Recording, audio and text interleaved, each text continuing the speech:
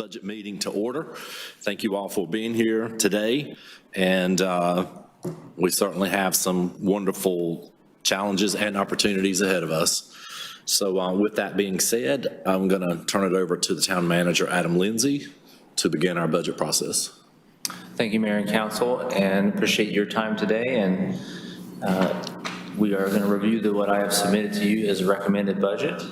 And I'm just going to go back over briefly what our timeline has been for getting to this point. Of course, the budget, a lot of work has gone before today's meeting to get us ready for this discussion, and started for staff in earnest back early in December through February as they're preparing and submitting budget requests. We meet with and discuss with the departments where they think the budget year is going to close out for them. And just as a reminder, of course, for the public, the budget year for us ends June 30th. And so where they think they're going to end through the remaining 6 months of the year, we did have that discussion in January. We in Clayton have a public hearing to kick off our budget process, where we invite the public to, in one of our public meetings, to stand before you all and share any thoughts they have on where they think we should go with the budget. Of course, I would always suggest if people have thoughts and questions or input, you don't have to wait for a public hearing even. I think we're all willing and able to respond to questions at any time in the year.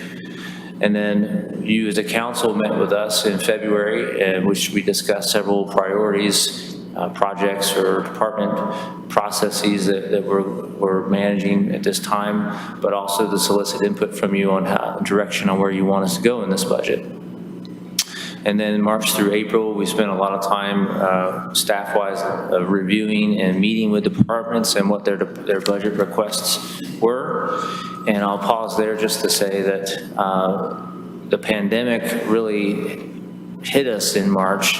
And so you'll notice in the timeline that, requests were already in at that point.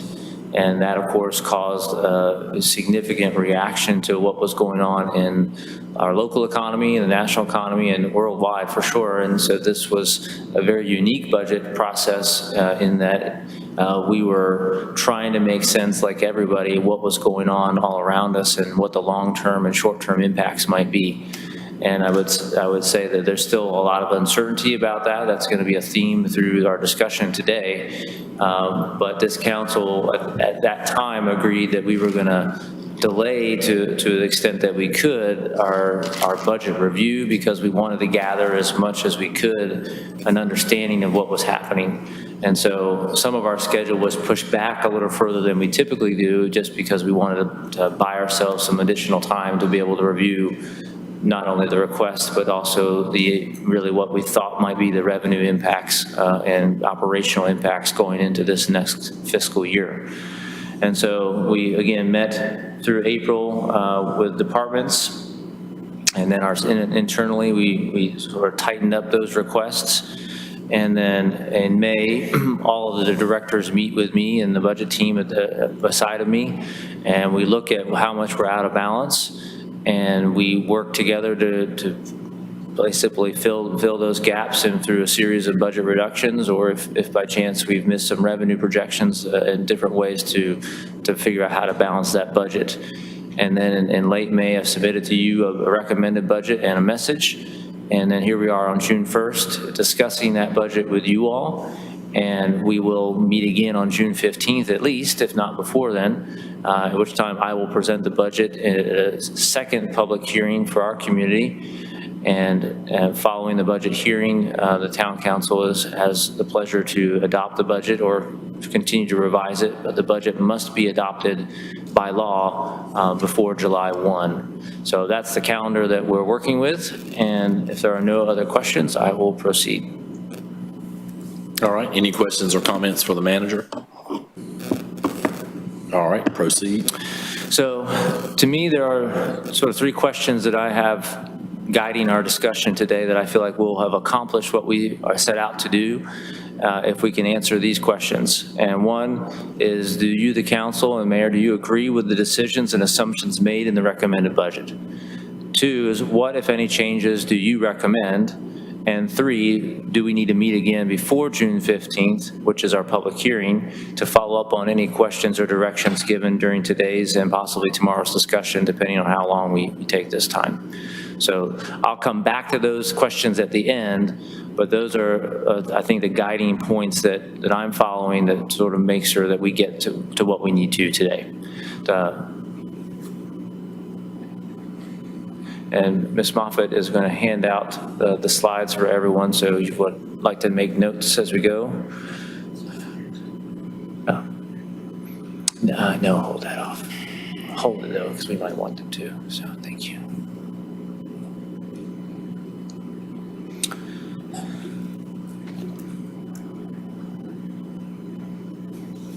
So as she's handing that out, again, that's what you're seeing on the screen as well. We're up to page 3 or 4 by now. And so this first slide, this chart is showing you a history to date and what we're recommending in this year's budget of how we're changing in expenditures. And you can see the town of Clayton is certainly continuing to increase not only population size, but in the magnitude of the projects that we are working on.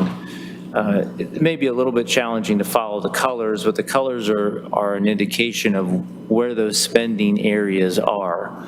And so you can see positions and people. We're going to have some discussion about that today. And certainly our capital projects are also probably a big driver in those cost increases that are continuing to influence the budgets in Clayton. Also want to show some revenue streams. As mentioned in the budget message, we are continuing, have been continuing to see a steady increase in our sales tax revenue. In the next few slides, to sort of help you understand them, the green bar, at least on the screen is green to me, those represent the budgeted revenues. In this case, the sales tax. The blue line is going to show you where we actually ended the year. And you can see, with the exception of 16-17, we've been pretty close to our budgeted forecast. You want to be conservative with this type of revenue, especially sales tax, given there is some volatility in sales tax. But you can see from a trend line, we have been trending in the right direction and increasing in sales tax. However, you can see the last bar on this chart is a reflection of what's in this year's budget, which represents a 10% decrease. One of the big assumptions everyone's facing right now is what's going to happen with sales tax, and no one knows for sure. Our resources that guide us and our thoughts every year had indicated a few months back anyway that they could foresee anywhere from a 2.5% decline to a 1% increase next year. But they admitted that they were working on variables that were very difficult to predict. And so we took a much more conservative approach given the uncertainties, and we put a 10% decline or decrease in our sales tax revenue going into next year. And that's why you see the last line or bar on this chart at a decline over where the trending has been in the opposite. Ad valorem sales tax, our property tax, this is our largest and most significant revenue. And again, this is a reflection of the growth that's been happening in Clayton. Those green bars have been continuing to rise, and we're fairly accurate in our projection of those revenues. And in many ways, because it's a reflection of what's already happened. By the time we get to the budget, we're looking back to what happened in the previous year's value changes, and so we can predict with fairly good accuracy what our revenues are going to come from the previous year's property value changes. And in Johnston County, we've had the benefit of a very high collection rate, almost 100%. And so both of those two relatively safe predictive tools have been to our benefit as we prepared budgets in the past. It's also why you still see an increase going into next year, where maybe the inclination might be everything's going to drop as far as revenues. This is actually one of those revenues that it's based on last year, and we don't expect that it's going to drop. Although we did make one assumption that maybe our collection rate may be a little lower going into next year. But even then, ultimately, those people can't not pay their property taxes. It just will be a delayed collection, and so that will impact future years as well. But that's why that particular revenue stream is continuing to rise. Utility franchise revenues are one of those that, for a while we weren't sure if they were going to continue with us, and they have. But again, those have continued to be somewhat steady, and we are predicting, again, we get some guidance on this, but we are predicting that those are going to go up based on values. Building permits, this is one of those areas that is definitely a challenge for all communities going into next year. What is the impact of the COVID-19 going to have on development? And so in Clayton, we have seen, at least for the past several years, a steady increase in our development. And even to date, this calendar year, so going from January through the present, we're continuing to see development increase. And even as recently as last week, we've seen pre-application increase interest in things happening or people's interest in developing here. And so you have to balance between what you see happening and what you think might happen in this type of a revenue forecast.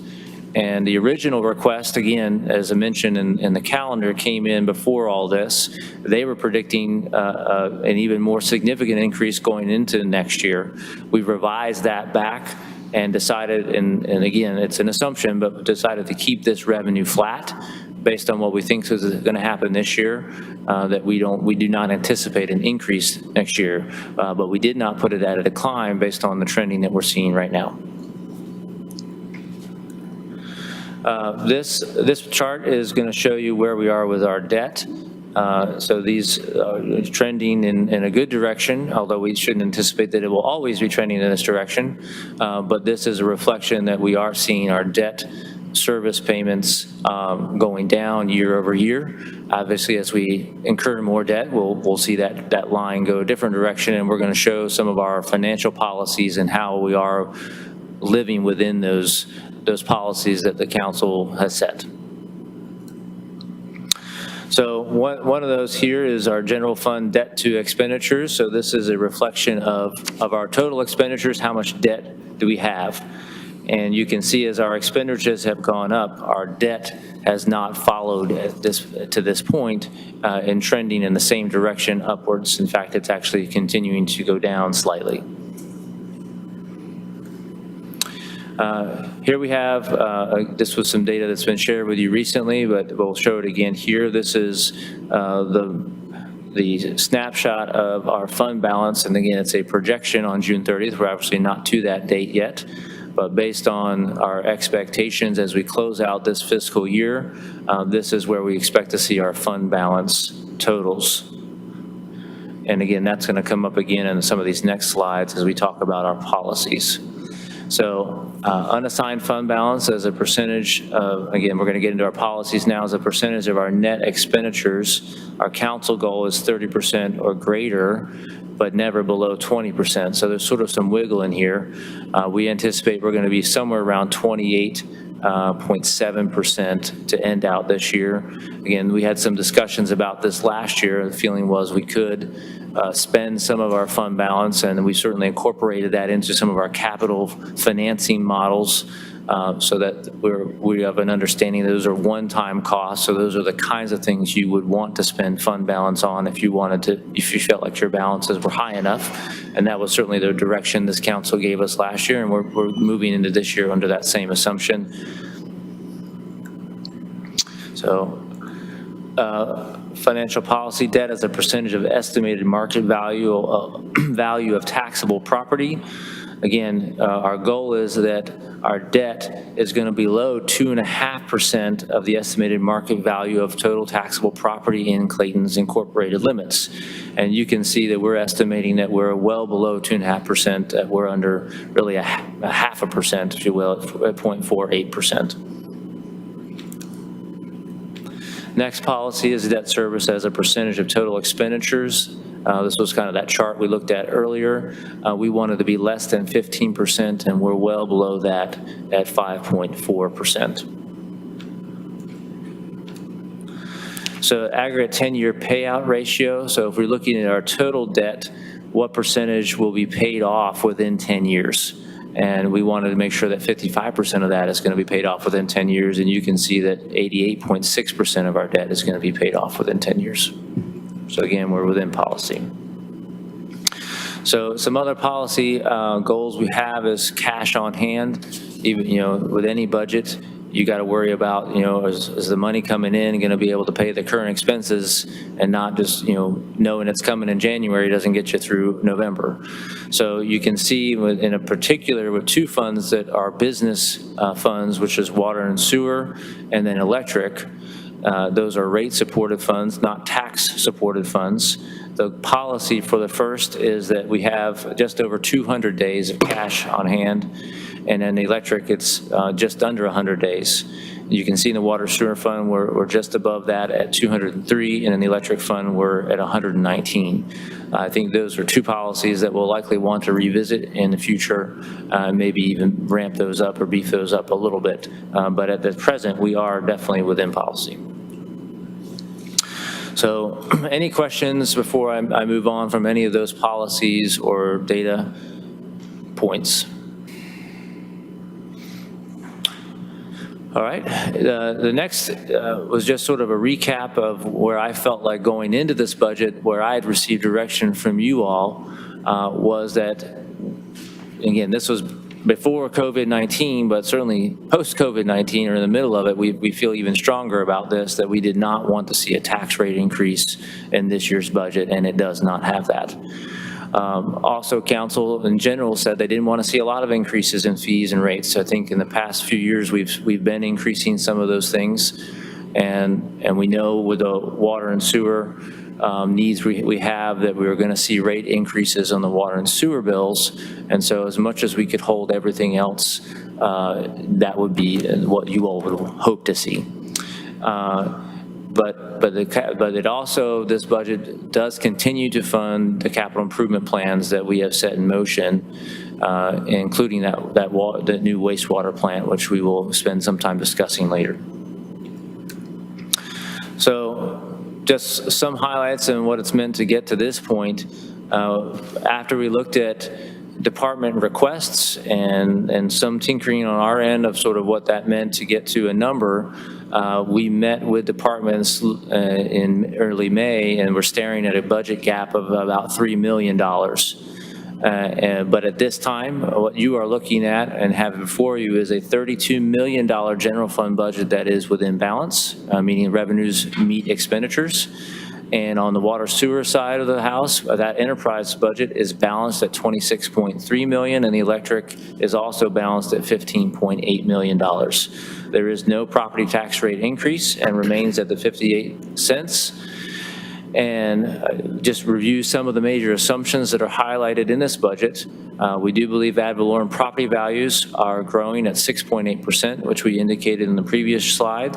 Property tax collection will decline by, I should say, property tax collection rate, which again was at 99.9%. We have it declining by 1%, so down to just, it's kind of at 99% now.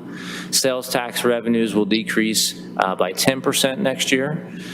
Development revenues will not exceed current end-of-year projections.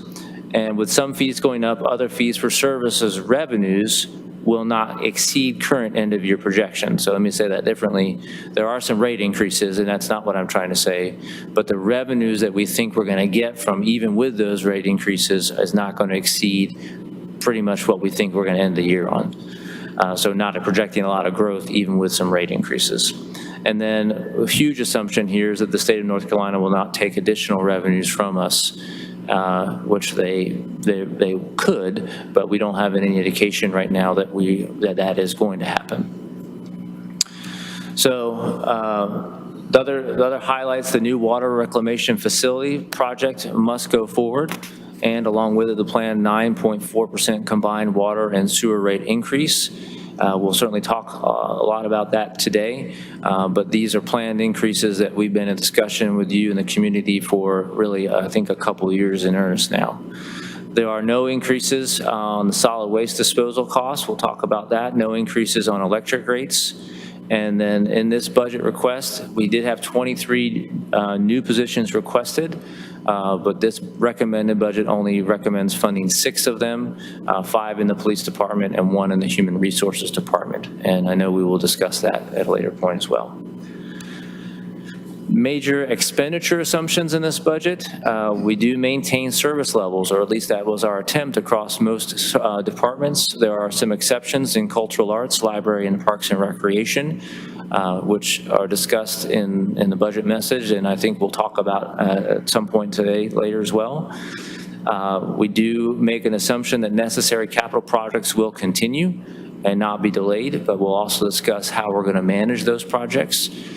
There is a merit and a COLA increase, and those should continue as an assumption in this budget and is included. Professional development is also important, and we're not looking to eliminate that this year, but we did see some reductions based on our assumptions about really through the first 6 months of this year, what that's going to mean. It's going to change the way we do some of that. We are certainly trying to make some assumptions about what restrictions are going to be out there, and that's certainly a really difficult challenge for everyone right now to know what the governor's orders are going to be, even understanding them today, much less trying to look a few months away from now. But we are making some assumptions that mass gathering events of 250 or more are going to be severely limited, at least through the first 6 months of this fiscal year. We do also state the development activity will continue at its current pace. And then, of course, the huge need we have is regular review of all of these assumptions and finances throughout the year. But unlike other years, and that's not to say we don't ever change our budget, because that's not true, but I think in this year we should all be prepared that we're going to have some discussions about changing the budget throughout the year. And it could be because things are happening much better than what we thought, and there's a lot of things that we didn't do in this budget that we would have recommended, but we didn't. And it could go the other direction. It could mean things are not going as we have assumed, and we're not meeting our revenue estimates, and we may reduce the budget on the other side of it. So we're going to be prepared to have a more regular discussion, certainly at a staff level and back to council as we go through this year, and we'll talk a little bit about that later today as well. So those are the major highlights that I have in the budget. Would anyone like to add anything or have any suggestions about any of these assumptions so that we can make sure we discuss those? Mr. Holder. In your first series of slides, you showed a lot of different benchmarks for revenue, for expenditures, for income from fees, from income from everything. Yes, back here. Mm-hmm. I want us to have monthly updates. You need to somehow convert that to 12 months. And starting in July, we need to start having monthly updates of where we stand and whether we're hitting those benchmarks, because we can't, if we start missing the mark, we can't wait 90 days to make adjustments. We want to make adjustments instantly. Good call. So, and this was a topic, it may come back to us, but let me answer that question at least now. We do not disagree that we need to have regular updates. Monthly is fine. But one of the things we're going to have to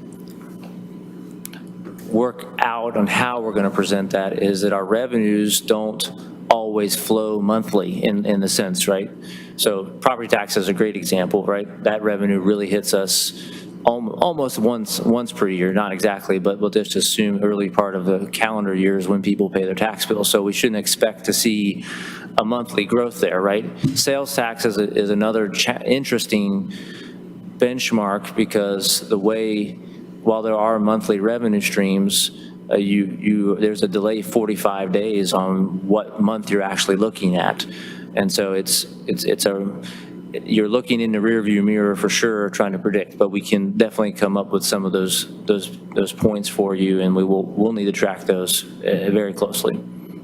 There should be patterns from this year and last year that shows you what comes in monthly and the percentage of the budget, and we didn't know if we hit them. Yeah, we're going to have to, we are definitely going to have to spend some time trying to determine those patterns and just know we're going to do we will need to track that, and we're going to have to figure out how to do that. But also know that sometimes, with the exception of maybe some of the predictable December sales taxes, kind of increase, sometimes there is some volatility even a year to year in some of those months, but that's not to say we can't do it, and we will try to do something. All right. Any other thoughts before I move forward?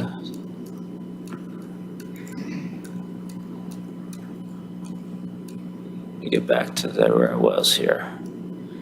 All right, so prior to today's meeting, we did get some feedback.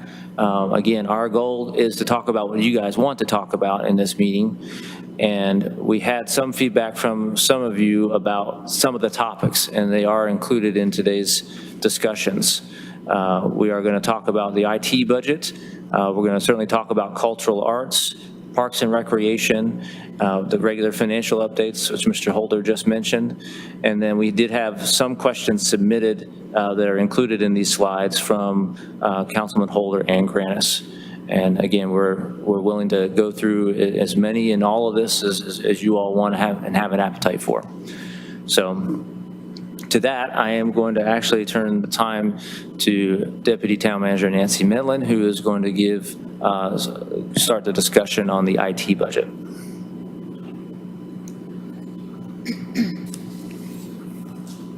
So I thought it would be helpful in talking about the IT budget to sort of give a history on IT in Clayton, because the IT program is not as old as many of our other programs. When I started with the town in 1998, 22 years ago, we had a Unix system that provided our accounting software and our utility billing.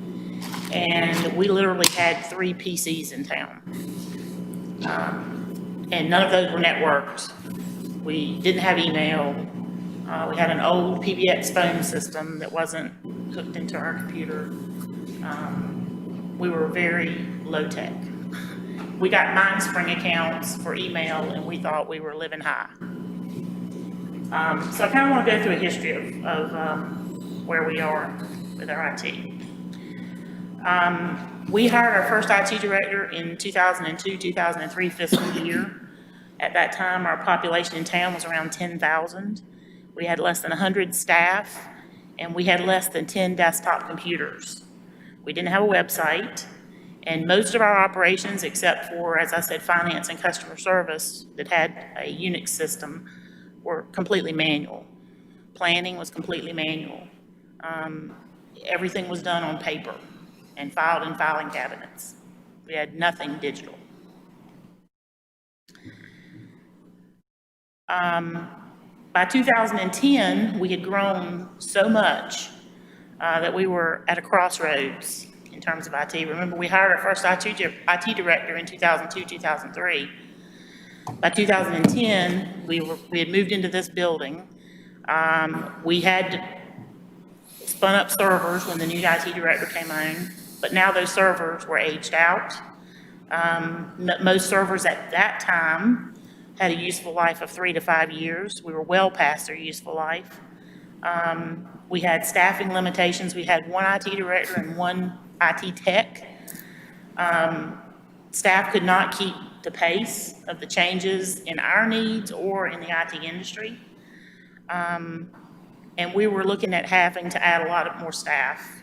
We had a 24/7 operation in terms of public safety. We were not meeting needs. We couldn't meet the needs with this current staffing levels. And we were concerned about continuity of operations, quite frankly. Our population had grown by 60% in 7 years, and our town staff had grown to over 200. Again, matching that growth in town, it's about 60%. And we had computers on most every single desk. And we had our first, that says first rudimentary town, but it should say first rudimentary town website. It was our first rudimentary town. So we were looking at what should we do? And we decided that we needed to find another solution. We couldn't hire the staff. We couldn't upgrade the infrastructure that we needed. It was just too cost prohibitive.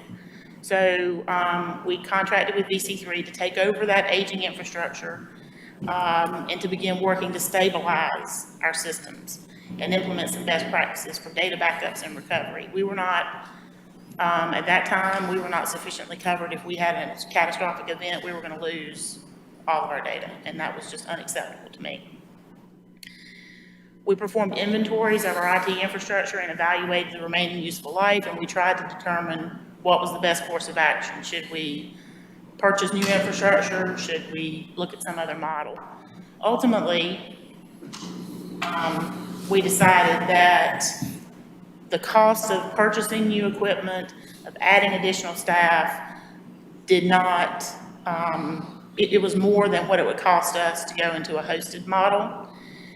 Some of the advantages of a hosted model is that you can amortize your costs over years. So what we had experienced before, when our IT was in-house, is you would have some years where your expenditures were very high because you had to purchase new equipment, or you had to, you had a piece of equipment that failed or something, and so you had kind of a roller coaster effect. One year would be very high, the next year would be low, the next year would be really high. We wanted something that would stabilize that expenditure pattern. And a hosted environment allows you to do that. A hosted environment also puts the risk of hardware failures, which happen quite a bit, on someone else. If we have a piece of equipment that fails today, is hot swapped out and we don't miss a beat. We're not scrambling to try and find that piece of equipment or figure out how we're going to purchase it.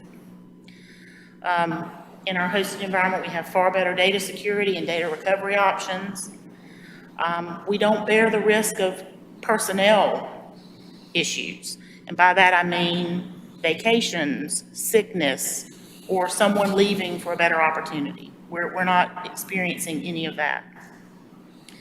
We have 24/7 support for our public safety, which is very difficult to maintain if you're doing something in-house, because you can't staff an IT department 24/7 at our level. And we have access to specialized IT training and expertise. We have access to people who are security experts. We couldn't maintain that level of security expert in-house. We couldn't afford it, and it just wouldn't be something that we could train up someone on. Since 2010, our IT landscape has changed drastically. As I said, back in 1998, when I started with the town, almost everything was manual. Today, almost everything has a digital footprint. Almost everything we do in some way touches IT, right down to meter reading.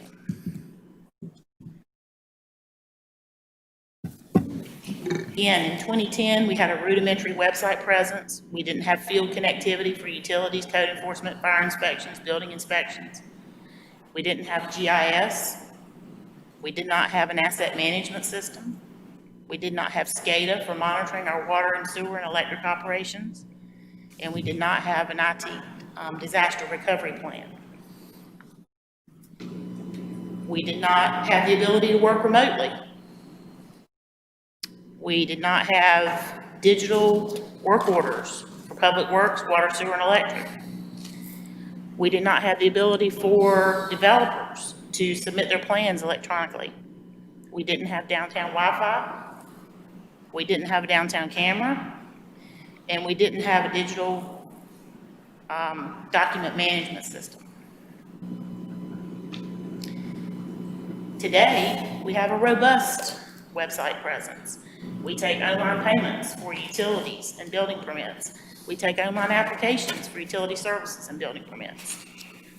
Our field operations for utilities, code enforcement, fire inspections, and building inspections now use iPads or tablets that connect directly into our system and update data in real time. We have a robust GIS program that integrates with CityWorks, SCADA, and New World systems. Everything is integrated.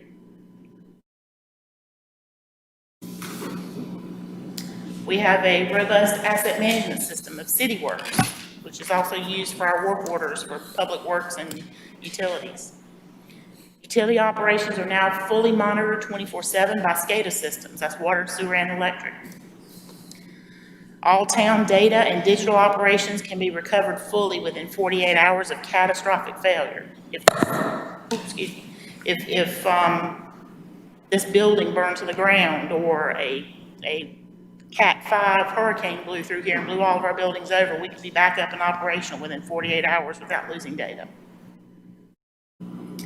We have the ability to work remotely, which has really saved our operations during this pandemic. We were able to transition to working at home very simply. We have a digital work order system that I mentioned before for public works, utilities, and it's fully integrated with CityWorks.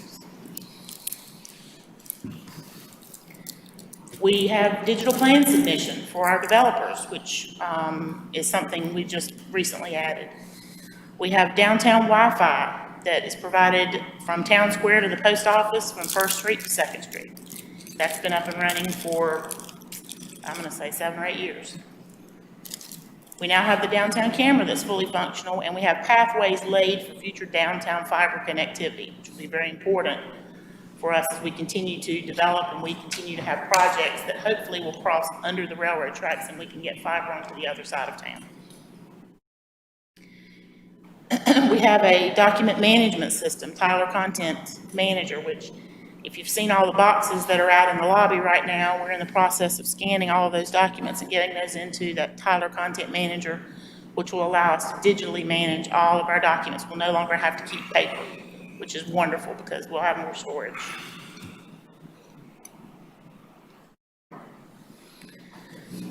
So why did we look at BC3, who is our current partner? They have more than 25 years experience with local governments. This was a very important piece of it. They are endorsed by the North Carolina League of Municipalities. They are a member of a preferred partner program with the League of Municipalities, and they have been for quite a while. BC3 began performing contract work for us under the supervision of our first IT director back in 2003. And they successfully managed the project to transition our in-house 911 dispatching to Johnston County back in 05-06. You might remember that, Jason.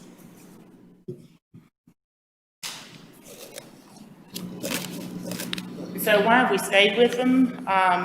They continue to be the recommended IT partner for local governments by the League of Municipalities.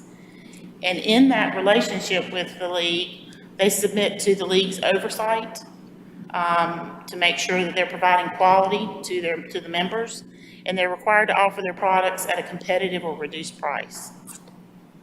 They're also endorsed by the North Carolina Association of County Commissioners, the International Managers Association, ICMA, and the North Carolina Regional Councils of Government.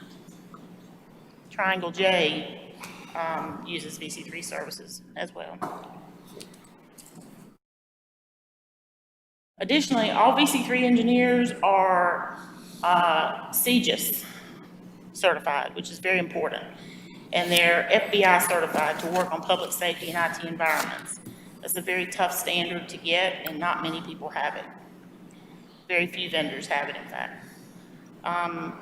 They've done really good work for the town in the past, and they partner with many other local governments. And I'm just going to show you a list of, this is a partial list.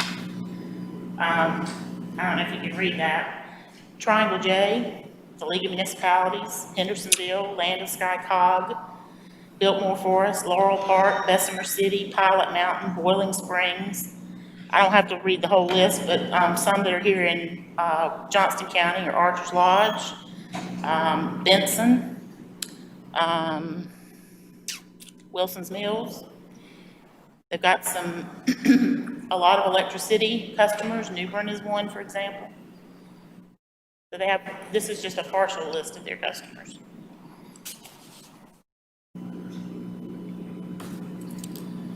So one of the things that we did do in response to the question about, how do we know what kind of deal we're getting or whether we're paying what we should, is we've done some benchmarking. We've looked at other electricities. And the reason I chose electricities is because being an electricity makes us more complex than other municipal governments. So you need to compare apples to apples. And looking at other electricities, now these were the 1920 budget numbers because most of the folks haven't published their 2021 budgets yet. But I compared our budget numbers to the IT in other electricities, and you can see we're very close to the bottom. We're not the bottom, but we're pretty close to the bottom in terms of cost. Now, some of these folks, High Point, for example, is much larger than us. But we're on the order of magnitude of size of most of these others.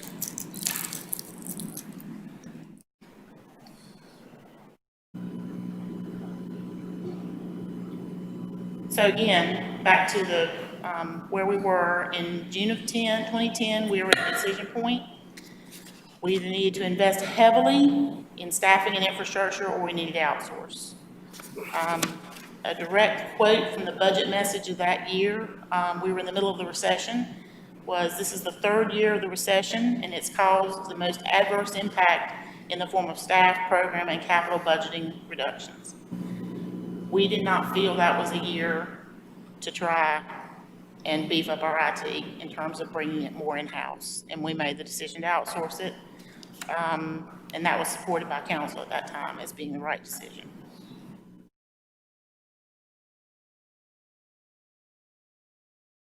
So we did look at what would it cost to bring it back in-house in today's dollars.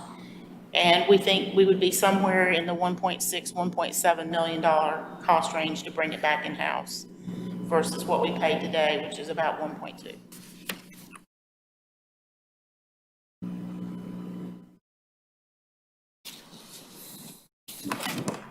So some of the issues that we've been working through with some of the department heads, I met with all the department heads back in the fall one-on-one and talked about what are our IT challenges, what's working, what isn't working, what do we need to do to improve that. And the feedback that I got is this: we need more help with IT strategic planning. Totally agree. We need more face-to-face meetings with our VCIO. Totally agree. And we need more input into IT operations and plans. Totally agree. The challenge that we face today is we don't have anyone on staff full-time who manages IT. And that is one of the challenges because IT is so embedded in everything that we do. And we need more strategic oversight for it. So, what are some of the solutions that we're proposing? For the short term, one of the solutions that we've already implemented is we have an IT team that meets on a monthly basis, and I've increased the membership of that team. It includes all department heads and/or representatives from their staff. And we talk about what's going on, what's going well, what needs attention. That's not completely meeting everything we need, but it was a place to start. As a midterm solution, what is proposed in this budget is office hours, much like a college professor would have, office hours for our VCIO, who is our virtual chief information officer. The goal here is that this person would be on site for a day a week, and would attend meetings, would have one-on-ones with folks, would participate in strategic planning. And there would be dedicated time for department heads to be able to meet with them and talk about their needs and what they see moving in the future. Long-term and for succession planning, I think we need to add back an IT director to staff to manage all the IT contracts. We've talked about VC3, but it isn't just VC3. It's VC3, it's New World Systems, it's CityWorks, it's Tyler Content Manager, it's our GIS Esri contract. It is a whole litany of IT contracts. It's not just one vendor. So some of the items you see in the budget this year that are growth items in the IT budget are file backup solutions for the PD in-car camera video system. These are very important files that we need to keep. They're very large, and we were looking for a solution that was less costly than what the vendor that provides the camera was proposing. So this is a much less expensive storage option for that. Same thing for the PIO. The PIO generates videos and photos and all sorts of wonderful information. We just need a way to store it that's less costly than what we have been paying. And that also gives us data recovery and data backup and security. We're looking at changing out our fuel system at the Public Works. Our fuel system, I'm not sure how old it is. I know it's older than 1998 because it was here when I got here. It's end of life, and we need to change it out. We have some significant issues with it. I believe it is still enriched, correct me if I'm wrong. I think it might even still be a DOS-based program. It's old, and it's no longer supported, and we need to change it out, and so we have some costs associated with that. We have some costs associated with having New World Systems, who is our ERP system vendor. They provide finance, customer service, planning, human resources software for us, having them come on site and do some training. We've had a lot of new staff. And when new staff come on board, we train them up on how to use the software.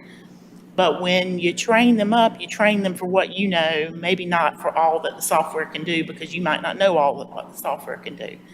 So we want to bring them back in, go through some training, hopefully expand some use of the software.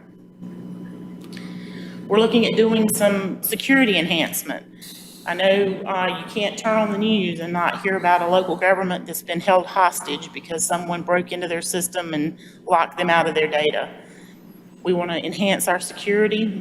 We've not had any issues, but multi-factor authentication will make it even tougher for people to do that, because when you have multi-factor authentication, when you log on to the system, you have to have something that the system can communicate with that says you're authorized to be there, and you have to know information. So it's what you know and what you have. If someone's breaking into the system, they only have what they know. They don't have a device that links to the system and keeps you out. Security know before, again, is another security measure that will hopefully make our system even more impenetrable. SharePoint is a file sharing and collaboration software that staff has been asking for the ability to be able to work collaboratively on files. This is a way for us to do that. It's a Microsoft product. The office hours for the VCIO, which we've already talked about, this would have him here and being able to interface directly with the department heads and their staff. The backup internet link and the downtown fiber, again, I talked about this with the camera. Oh, we are as soon as you This is finish. going to allow us to expand our fiber network and link us in together, as will the fiber connection to ops and the Clayton Community Center. Right now, those are connected back into the town network via a Spectrum product. It's very limited in its bandwidth.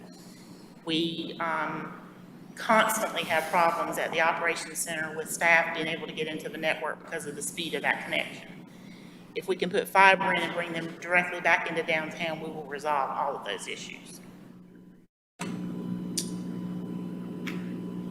Those are the IT items. I think that is the end.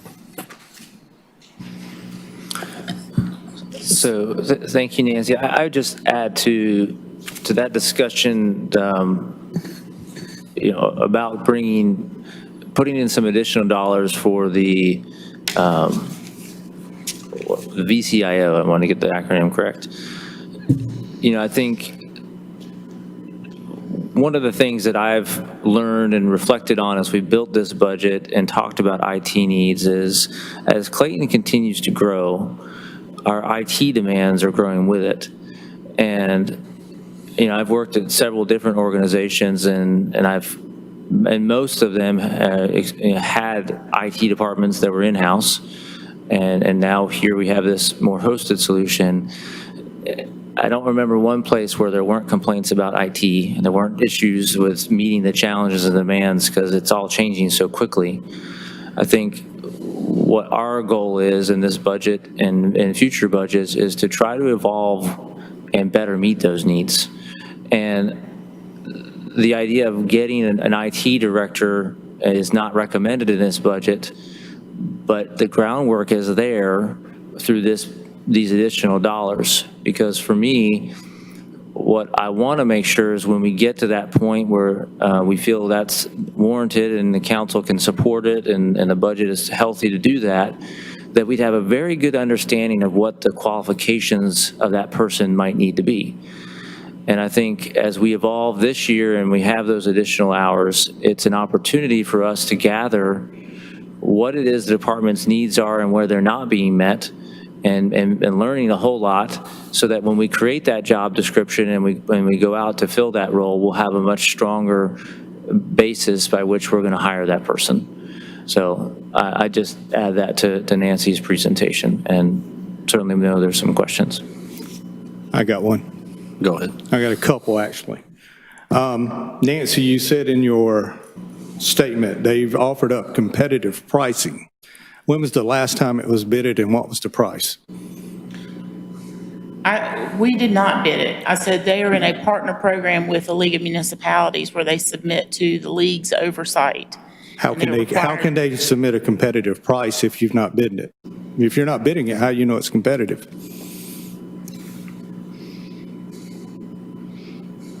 Okay, never mind. Unfortunately for y'all, I'm in the facility business, and I deal with IT situations that we put IT services in buildings, and I'm truly disappointed in this budget. I disagree with about 97% of what you just said up here, and I'm totally against this budget. You're talking about bringing in VC3's CIO to sit in on your meetings, so let's throw some more money at them. And I mean, it seems like y'all's answer to this is throw money at it. That's, as a citizen of Clayton, and fortunately for the board, I'm sitting here, that's totally uncalled for. It doesn't make any sense. How much, you gave a list of towns, and we're so caught at the bottom. And I know y'all probably picked and choose those cities, because I've heard of some other ones that are not on that list, and I heard their pricing. Y'all picked out Garner. Garner's not on this list. Would you like to tell them what that price is and how many staff members they have? Well, Garner, the reason that Garner's not on that list is because Garner doesn't have any enterprise funds. I'm just Garner saying, doesn't have water and let's sewer compare or apples to apples here. Staff and how much your IT budget is. But staff isn't what drives IT necessarily. It's the complexity of your operations. Exactly. Which is why I chose electricities. The cities on that list were Well, all anyway, electricities. they've got 4 staff people, and they pay $700,000 a year. Well, we're paying over $1 million, and we're suffering downtime. I know of one day I walked in this town hall at 4 o'clock in the afternoon. We've been down all day long. And the first thing out of the manager's mouth was, oh, it's Spectrum, which I knew won't right. Couldn't find out you received a letter from VCT apologizing. Oh, we made a mistake, sorry. How much productivity did we lose that day because of that? But anyway, I don't want to drag this out. I'm going to just back away, but I'm just going to let you know this is not going to work with me.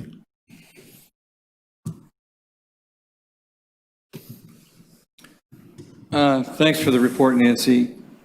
A few of the questions that I have is with respect to the League of Municipalities, is VC3 the only approved source that the League of Municipalities recommends? They're their only IT recommended vendor, yeah.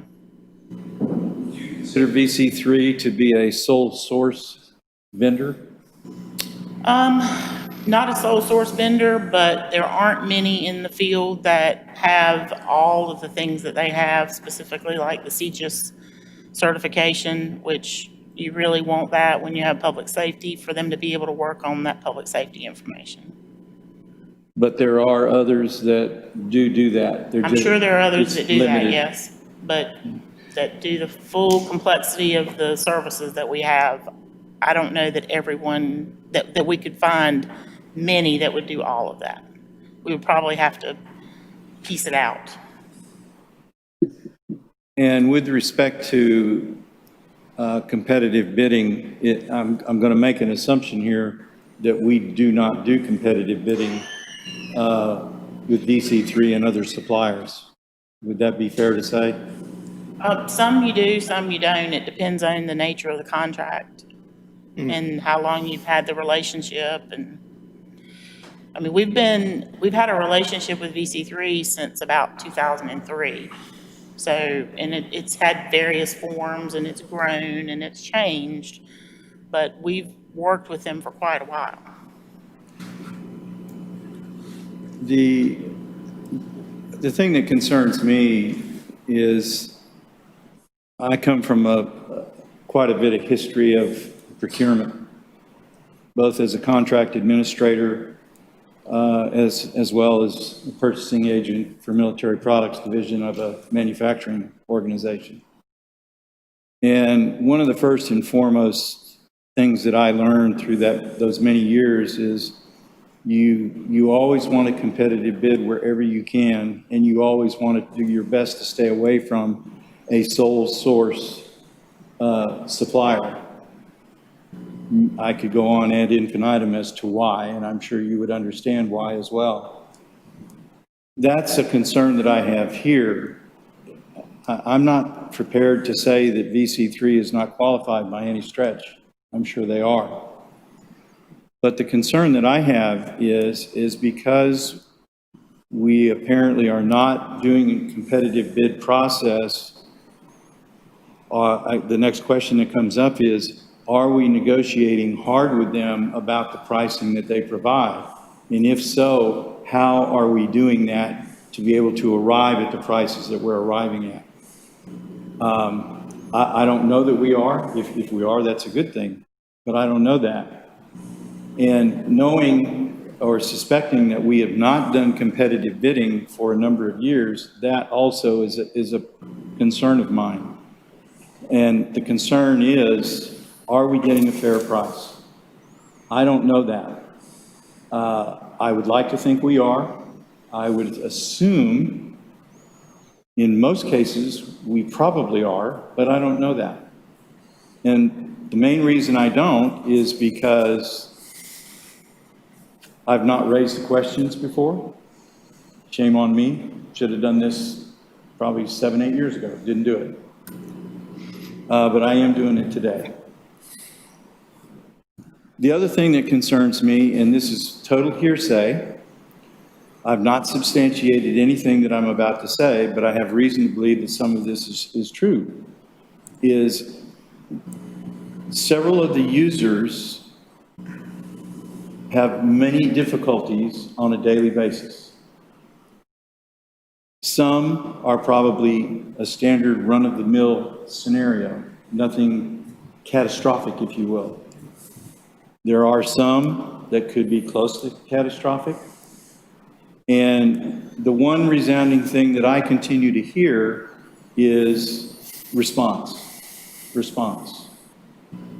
Many, many times what I hear is, it's not fast enough. Councilman Bunn mentioned the one day that we had where we were down virtually all day. I've heard from what I would consider reliable sources, that we've had more than one day like that. We've had several days like that through the years. So that concerns me. I'll be the first to admit, I don't know the inner workings of how the process works with VC3 since they are a third-party supplier. But I would assume that what we have to do is we have to submit a request that goes to an individual with VC3 or one of our people who then in turn gives it to VC3.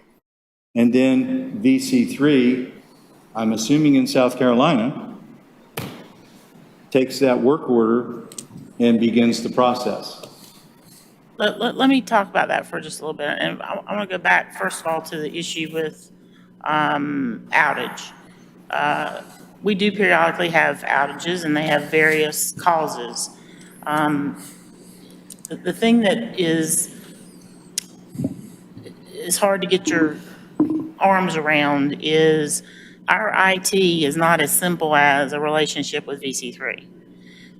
We have partners with software vendors such as CityWorks, New World Systems, Esri, Microsoft. We have IT connectivity with CenturyLink and Spectrum. All of that is points of failure that have nothing to do with VC3. The outage that we did have back, I'm going to say it was January-ish, I can't remember the exact time. Maybe it was the fall, I can't remember. Anyway, we did have an outage that was attributable to VC3.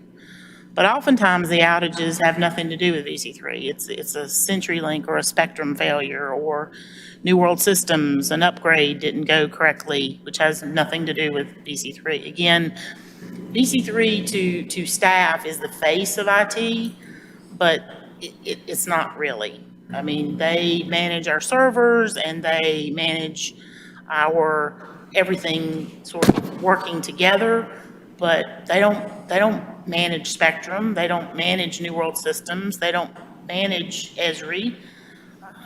They make sure that all of those platforms are available for our use. But oftentimes what happens when staff has an issue is the issue might be they can't connect from the field because their Verizon wireless air card isn't working properly, but to them, that's a VC3 problem. And so that's a lot of what we combat, is trying to figure out exactly what the issue is and how do we resolve it. It's complex for me to explain to you, so it's certainly complex for my users in the field to understand. It's just, our system is enormously complex, and we're doing things in the field that are cutting edge. And it's an extremely complicated system that has a lot of moving parts, and there's no one single point of failure. There's points of failure from every single application that you layer in, and that's just the nature of trying to have all of this work seamlessly as one product. When they're not one product, it's a series of products, and it's a series of vendors providing services to the town. Thank you for that. Oh, let me answer your ticket question, because I got completely off track. I'm so sorry. So we have in-house a VC3 technician that has an office down at the old PD. And he is the primary first line of defense for tickets. So a user puts in a ticket on an electronic ticketing system and says, I've got this issue. And his name is Eddie. I'm sure you've all seen Eddie. Eddie is the VC3 employee who lives here. Eddie is the first line of defense on a ticket. If Eddie can't resolve the ticket, or if Eddie's tied up on another ticket, it kicks it to the Columbia office, and someone in Columbia can settle it, or someone in the Raleigh office can work on it. And we have had different engineers from the Raleigh office come here and assist Eddie with different issues. So the tickets originate in an electronic system that the user can put the ticket directly in. It doesn't have to come through me. It doesn't have to go through anybody else. They put it directly in. It goes straight to VC3 and it gets allocated out. Does that answer you? So is it fair to say that we have an individual from VC3 who oversees problems when they occur and directs individuals to go talk to a Spectrum or go talk to a CenturyLink to determine what the problem is? Or are we disseminated? Do we have various individuals that's responsible for each one of those particular organizations? So Eddie is our on-site IT technician. If Eddie gets a ticket that says the system is down, and he immediately looks to see what the issue is, and he determines it's a Spectrum issue, he goes to the VCIO, which is Pat Spampanato, which is the person who is assigned to us to be our virtual chief information officer. He says, Pat, I need you, this is a Spectrum issue, I need you to resolve that. And Pat is the one who would resolve any of those issues with like Spectrum, CenturyLink, that sort of thing. But it's all generated into Eddie, and then he disseminates it to a It's generated VC3 individual. It's generated into a ticketing system. Right. That any of the engineers can see. So if Eddie is working another ticket and doesn't see that, the other engineer is going to pick it up. So it's not waiting on Eddie to respond, I guess. But ultimately, any problem that we have ultimately is the responsibility of VC3 to come to a solution for. Is that fair to say? Or to tell us what the issue is. They may not be able to resolve it. So if it's a CenturyLink or a Spectrum issue, VC3 may not be able to resolve it. We may just have to wait until Spectrum, but they can. But they're the communicator to But Nancy, CenturyLink. talk about New World issues, right? That's not going to even go to them. New World Systems, which is, again, our ERP system. VC3 doesn't have anything to do with that. That is all managed internally by myself and Tommy Roy, who is our database manager. So when we have New World issues, which unfortunately we have frequently, we're managing those internally because that's completely an application problem, and that's really not anything that VC3 does. The only thing they do is host the service on our servers and make sure that the servers are running. But when the application itself isn't performing properly, we're dealing with that. How often, or what is the timeline of our contracts with VC3? I looked at, Kimberly, do you remember when we looked that up? I can't. Could you pull it up? I can't remember. I believe we have 2 more years on it.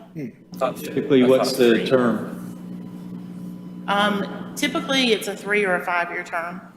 And when we go to, since we don't do a competitive quote, I'm assuming we sit down and renegotiate. We did the last time, yes. And who on our team are the negotiators? It was myself and Adam reviewed it. And when we last negotiated it, we cut costs substantially from the previous contract. And what would you consider substantially in terms of dollars? I want to say it was around 10 or 12%. It was approaching maybe $60,000, $70,000 off of it. How much was that? 70,000. 70. I mean, as things go on with IT, things get cheaper, equipment gets cheaper. And a lot of our contract with VC3 involves equipment. So we don't, desktop computers, we don't buy those anymore. Those are all provided as part of our contract. And so we're not constantly having to buy new stuff. And as equipment, as you move forward, IT equipment gets cheaper and cheaper and cheaper. I mean, you can see that if you go in Best Buy. The cost to buy a laptop is, a lot cheaper than it was 3 years ago, and I'm sure it'll be more expensive than it will be in 3 years from now. Everything gets cheaper. So that was a lot of how we were able to reduce costs. So we don't buy servers? We don't buy the servers and all that? We rent those? I couldn't hear you. Servers. The servers we rent those? We rent the servers? We're we don't really rent them per se, it's just folded into the contract. So if, Somebody's paying for them. I mean, if my system, if my monitor dies, I put in a ticket, Eddie brings me another monitor. It doesn't cost us anything additional, it's part of the It contract. costs. It costs. It does cost, it's part of the contract, but we're not experiencing this kind of phenomenon in our budget where we have catastrophic failures of large pieces of equipment. We have to replace them in 1 year, and then the next year you don't have any expenses, and the next year it goes right back up. It's much more steady. On desktop units, do you find that they're competitive with other companies, i.e. like a Best Buy or an Apple or a Dell or a Well, Microsoft? the units that are desktops aren't like desktop computers. These are what are called thin clients. And so they don't have disk storage on them, and they don't have processing on them. They're really just a means to get to the hosted applications. So it's not like buying a Dell computer. It's really basically a monitor and a keyboard and a very small processor just to do some very minute processing that happens on site. But most everything else is stripped away. So you don't have file storage on them or anything like that. Everything is stored off. Well, my concern is that we've been with them for 18 years. It appears that we've not done any competitive bidding. It does appear to me that we've done negotiating. I can only assume at this point that both you and the manager feel that we have reached an equitable pricing agreement with them. But it really concerns me that we are tied at the hip to one source. And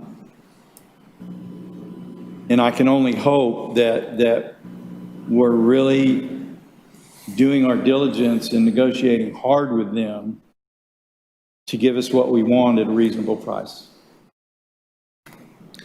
Well, as I said in my budget presentation, you know, I really feel that what the town ultimately needs is we need to bring someone back on staff who is an IT professional to manage whatever our IT operation looks like, whether we continue to outsource it or whether we want to bring some of it back in. The truth of the matter is this. I grew up in the IT in the town, and so it fell on me. I'm not an IT person. I have a degree in accounting, okay? I'm a good manager. I'm a good manager of people, but I am not an IT professional. There was a time in my career in Clayton when I could keep up with all the IT trends. That time is long past. It is way too complicated for someone who that is not their sole focus. And we do not have anyone on staff that focuses on it. What I have in the budget this year, to me, is a bridge to get there. Because what I'm hearing from department heads more and more is they need someone to help them with strategic planning. They need someone to help them with direction. In this budget year, I do not feel it's the right time to try and add a staff person for that. The cost of that would be far more than what we're recommending for expanded hours with the VCIO. But I think that's the direction we need to go, whether it's next budget year or the next one. But what is proposed in the budget to me is a bridge to get us there. Because I do think we need somebody on staff that is not named Nancy Medlin. They could be named Nancy, but just not Nancy Medlin, to manage this. I'm an accountant by training, and I inherited IT, and, you know, I understand a lot of it, but a lot of it's way up here because that's not my training. It's not my focus. And the town has grown to the point in its complexity that we need somebody. And this is a bridge, in my mind, to get us there. Mr. Thompson? Under our contract or agreement with VC3, not adding this VCIO side of it, are there parameters in there for staff time from them? You know, if we need them to do strategic planning with department heads, is it already a part of our agreement to receive services like that? Or is that something? Not really. Not really. Again, our IT has evolved substantially over time. And we really, in the last, I'm going to say, 3 years, Rich, I'm looking to you for help with this, but everything is kind of coming to a head right now in terms of connectivity. We, 3 years ago, started implementing CityWorks. 3 years ago, we hired a GIS director who is now integrating everything. And we're reaching a head now where everything is tied together. We're continuing to expand that with our new digital metering project. And so we're kind of reaching this apex where we have a need that really wasn't apparent 3 years ago, that is really coming to the forefront now. What in my mind, I'm thinking, we've got a large contract or agreement with a vendor. There should be parameters in there for how long it takes to resolve things, how long before we can have someone on site to fix things, how, if we're. That is in the contract, yes. And do we hold them to that? I do my very best to hold their. I can believe that. I mean, that's kind of my thing is, we've not had a town council meeting in a year where every one of these monitors has worked. And I will say that is not part of the VC3 contract. That is managed with the cultural arts side of things. VC3 doesn't manage any of this. And that kind of goes to the point that I was talking about before, which is VC3 is the face to a lot of people, but our IT operations are very complex, and a lot of things are not part of their contract, and this is one of them. $4 million, it should be. It was never part of their contract. Shame on us. And the IT budget, and we can go through it, but the VC3 part of it makes up only a part of that contract. There's a lot of stuff in there that has nothing to do with, that's paid to other vendors, I should say. Mr. Holder? We can't really do anything about VC3 between now and July the 1st. We need to accept this budget on that as it is. And I challenge the town manager and Nancy to aren't there people out there that can study our situation and recommend what we need? Okay? Yeah, yes, not without a cost, I but think yes. we need to spend some money and come up with what we need, because I hear most of my fellow councilmen are not real comfortable with the VC3 situation, but I hear Nancy on the other hand saying that, whoa, VC3 is this much. Our total IT issue is up here. And we need to be looking at solving our total IT issue, not just worrying about VC3. So the budget is sort of set in stone for the next 12 months. Nancy says we have 2 more years on VC3 contract. I think Kimberly was pulling it up. At least, yes. So what I'm getting to, in the next 2 years, the town of Clayton needs to decide what you're going to have for IT. Are we beyond VC3? Sounds like we're way beyond VC3 from what Nancy said, So let's get there. Let's quit spinning our wheels talking about the budget now, because we can't do anything about it for the rest of this year. I agree with Art on that, But there is a caveat to that. We can do it, we can cut some of that stuff out, like bringing in VC3 CIO to sit in on our department head meetings. That's $54,000 a year we can save. And that's somebody's salary working out here in the street department or something like that. We can trim some of this stuff up. I agree, we're not going to change it overnight. We're not going to change it in a year, but we need to start to working towards that. Well, let's take the 53,000 and put it towards a consultant to come in here and tell us what we need. Exactly. Because we're asking the warden, what do we need to do to our prison? Basically how you're putting it when you bring VC3 in. Well, VC3, from my understanding, Nancy, is just part of our IT situation. Okay?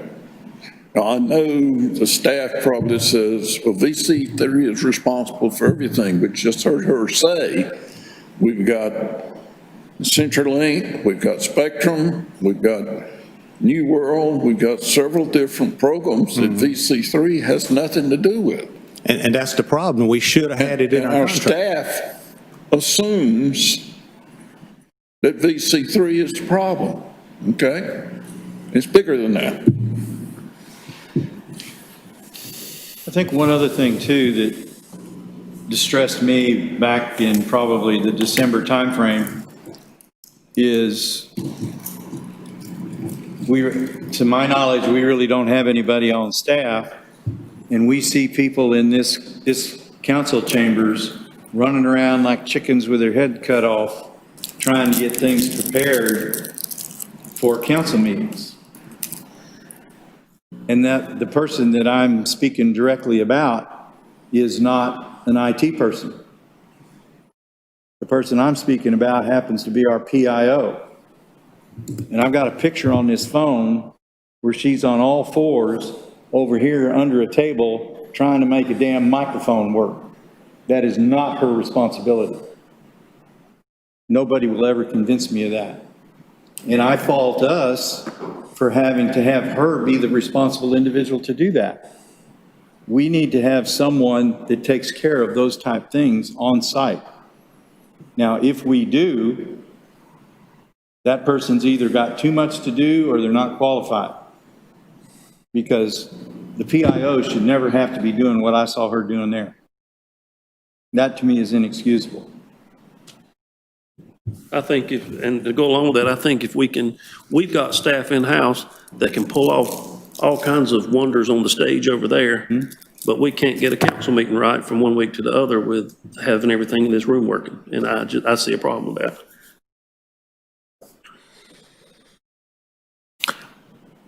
You know, I've become pretty well educated on this today.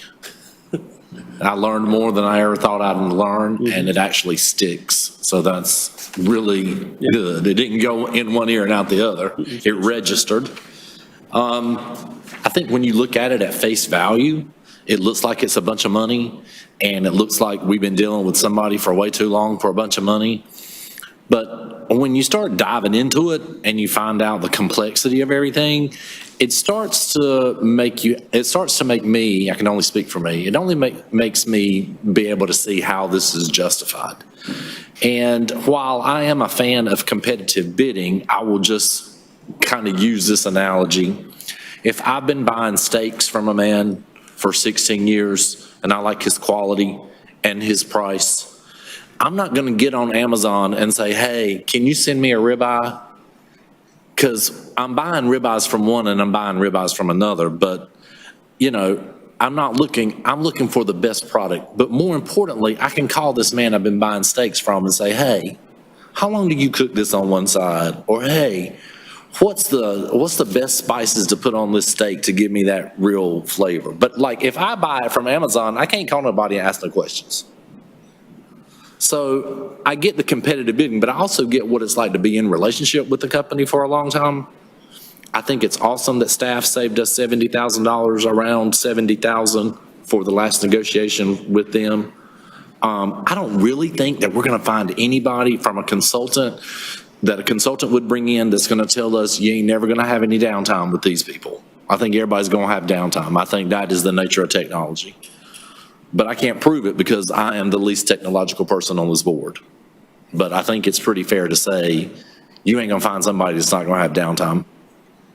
So that didn't, the part of having some downtime didn't, you know, I think there are very few that don't really experience that. So I also think that, you know, you, sometimes you have to surround yourself with people whose strengths are your weakness, and this is not our strength at the town of Clayton. I mean, my lady with degrees in accounting is, you know, dealing with IT. So we need to find the right source for that. And I think contracted services is definitely the way to go. I don't see other municipalities, and it's certainly not mentioned as a best practice at mayor associations, where every single town on every single level of budget has their own IT department. You know, and you can contract it out so much cheaper and get a better quality of service than what you can try to develop on your own. But I think to Nancy's point about bridging, we got to get to that point where we can have somebody looking at all this, and that is just solely their job to work with and integrate this. But I will also say this too about being longevity with the company. If they're ever going to work with anybody, they're going to work with somebody that's been with them a long time. If you've been buying flowers from me for 16 years and you're having a tough time with your flower budget for next year, I'm gonna see if I can't work with you because, you know, I want your business and you've been a big part of my success for a long time. So I think it puts us in a bargaining chair when it comes time to renegotiate, you know? But that's just my 2 cents worth. Don't tell me it's time for a break, and I've been sitting here for the last 35 minutes listening to y'all debate IT, trying to be patient, knowing I need a Snicker bar. No, I'm kidding. All right. Any other comments? We can always come back to this after our break. And I have 11:41, so I think we'll come back in 10 minutes. Is that good? All right. So we'll shoot for 10 minutes. Thank you.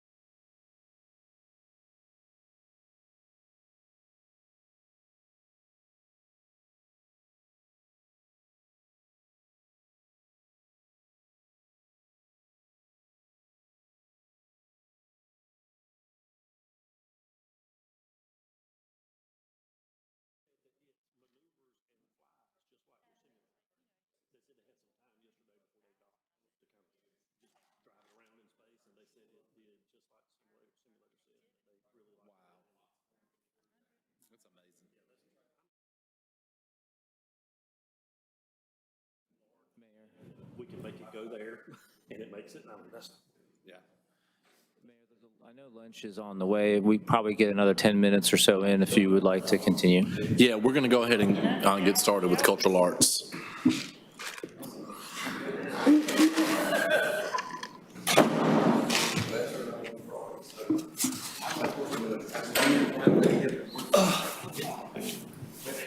All right. All And right.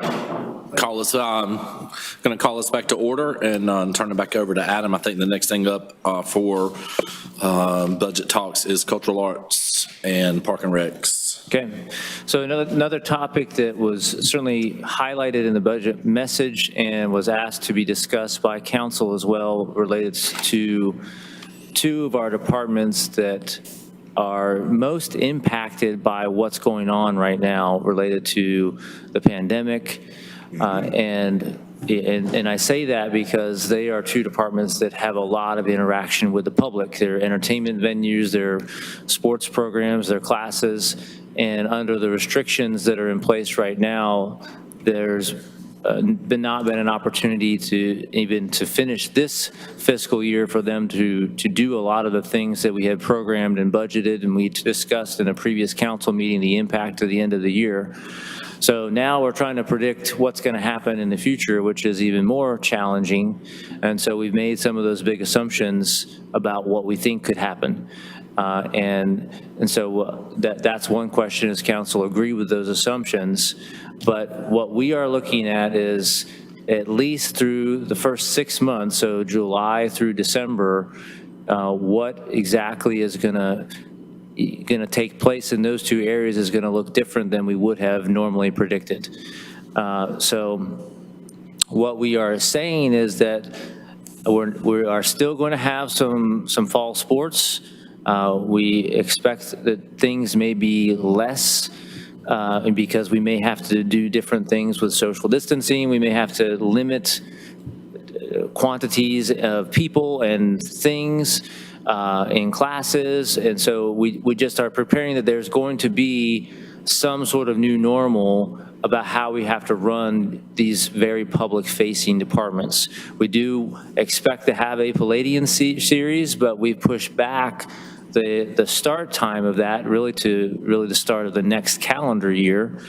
And you have to plan ahead on these things, and the timing is unfortunate for other reasons.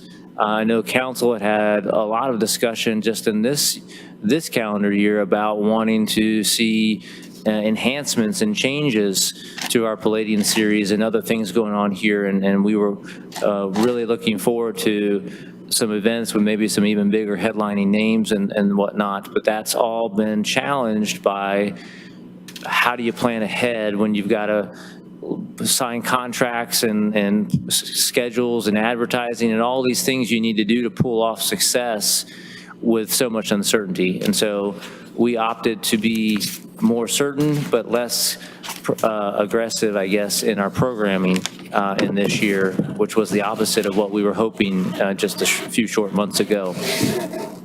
So those are some of the challenges in running those departments, and I'd like to hear your questions about those departments rather than me just sort of go on and on about what we did in the budget. But the short of it is we did reduce revenues down from what they had requested, and we are anticipating that the most significant impact to revenues are going to take place from July through December, although we did not budget no revenues in those time periods. We just think it'll be less. And going along with the Clayton Center, sort of the rentals, Scott and I were just discussing that today. We're not sure sort of how we're going to step back into that. We don't think that before phase 3 we're going to even be entertaining having people back in this space. And then even then, I think it's going to be limited. So that's sort of the mindset and philosophy related to how we're going to do these two budgets, and we'll hopefully answer some questions you might have.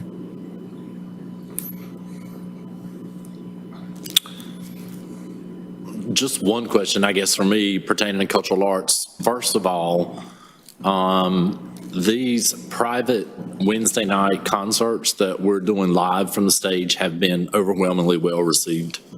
And obviously, if it's enough to draw me in and keep me there, it's pretty dynamic. And all of them have been. It's very impressive. And I hope that we're going to continue down that same road with that. I think people are enjoying that.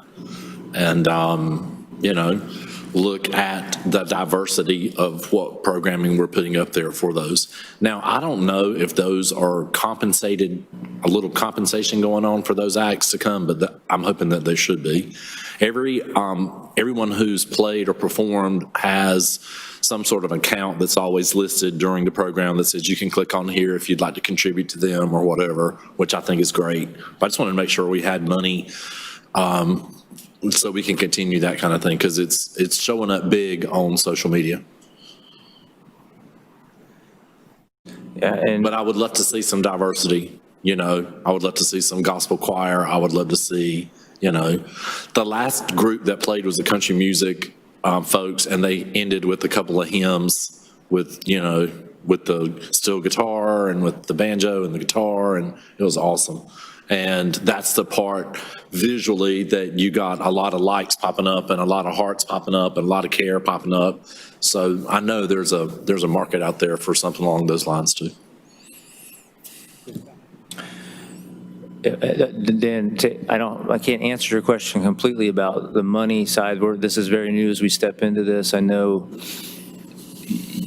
what we're seeing in throughout the entertainment, and I'm not an expert on this, so I don't want to speak as if I am, that.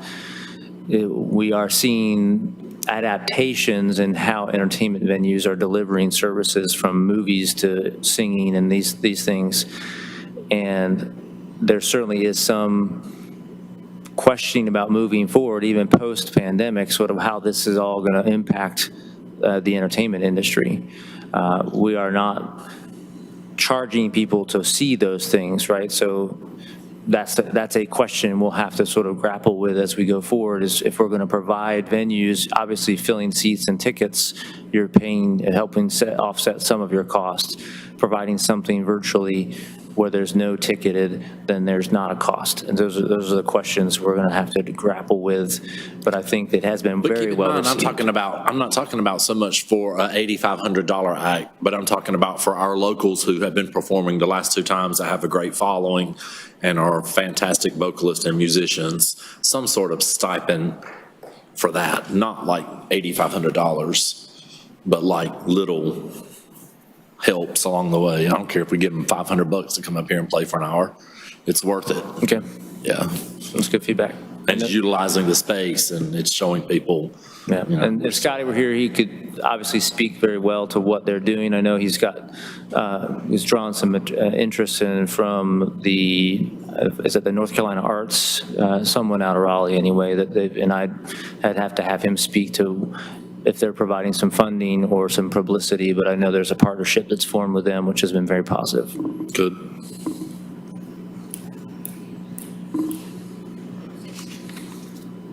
Say again? Yeah. I mean, Mr. Granis has a question. Mr. G. A couple of things that I noticed. I'm going to make the assumption that we were intending on not doing any programming at all until possibly January of '21. From the Palladian series, yes. And So, and I noticed in the budget that we had $45,500 for 4 programs. That amount of money with that amount of programs tells me, and I could be very wrong here, but that's kind of the same path that we've taken in years past. And that we don't have like maybe a big budget come on show of some sort.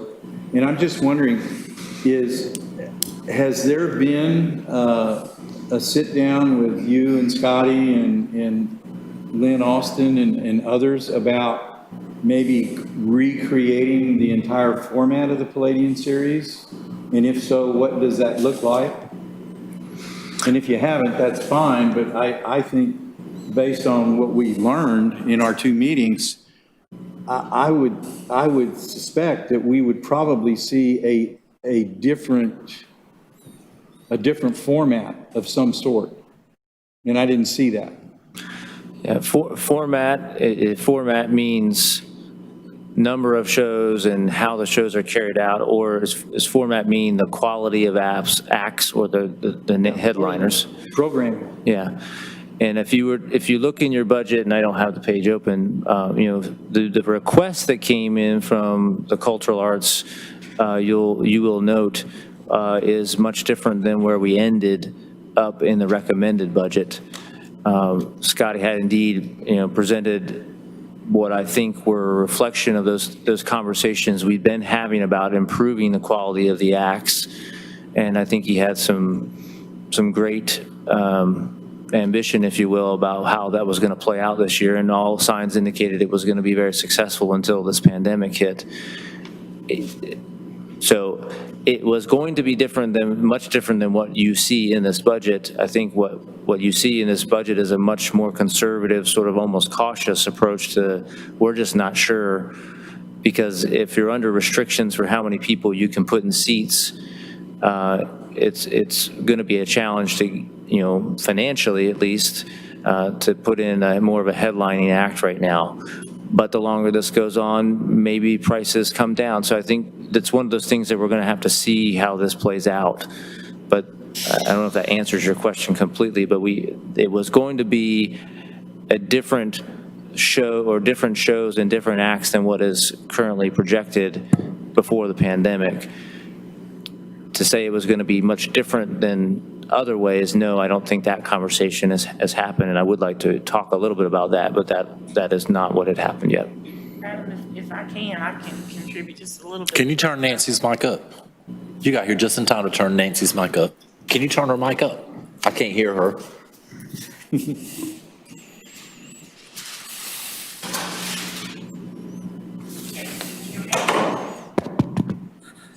Can you hear me now? Much better.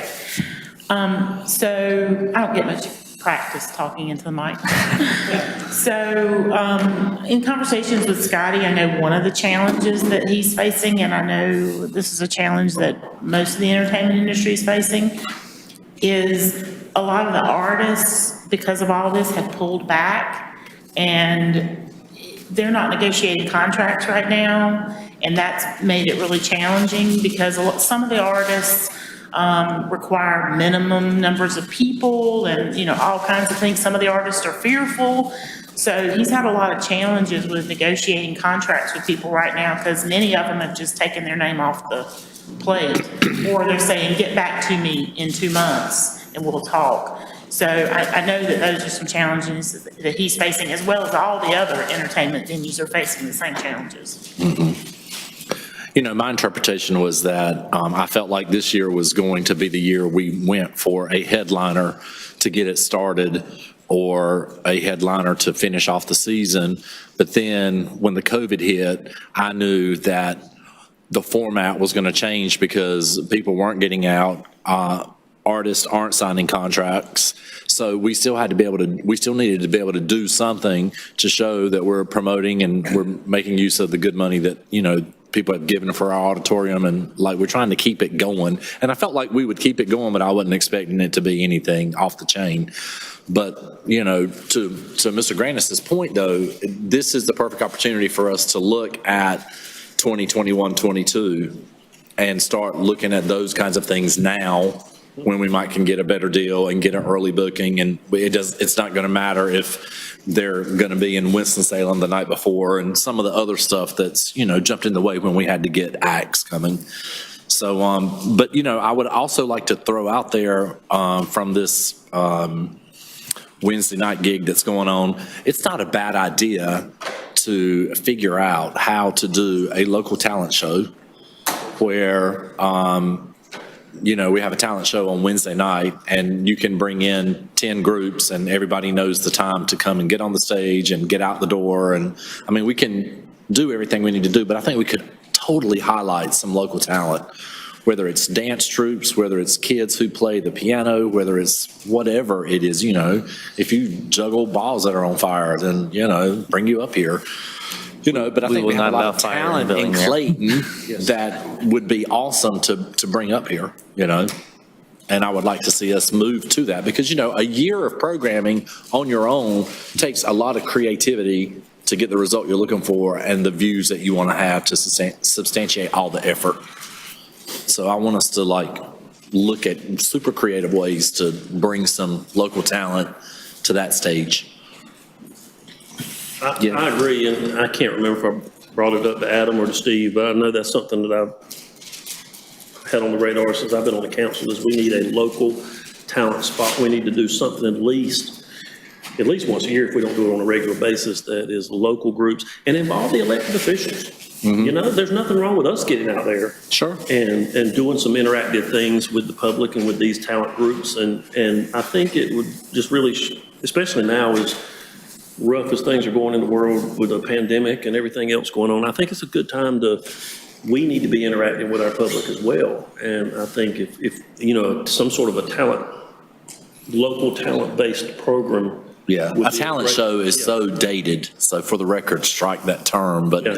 whatever the trending term is on talent show. Get something that involves all of us and let us participate in it and be present and, you know, or host it or do something. You know, I think Yes. there's ways that we can do this and really be involved with community.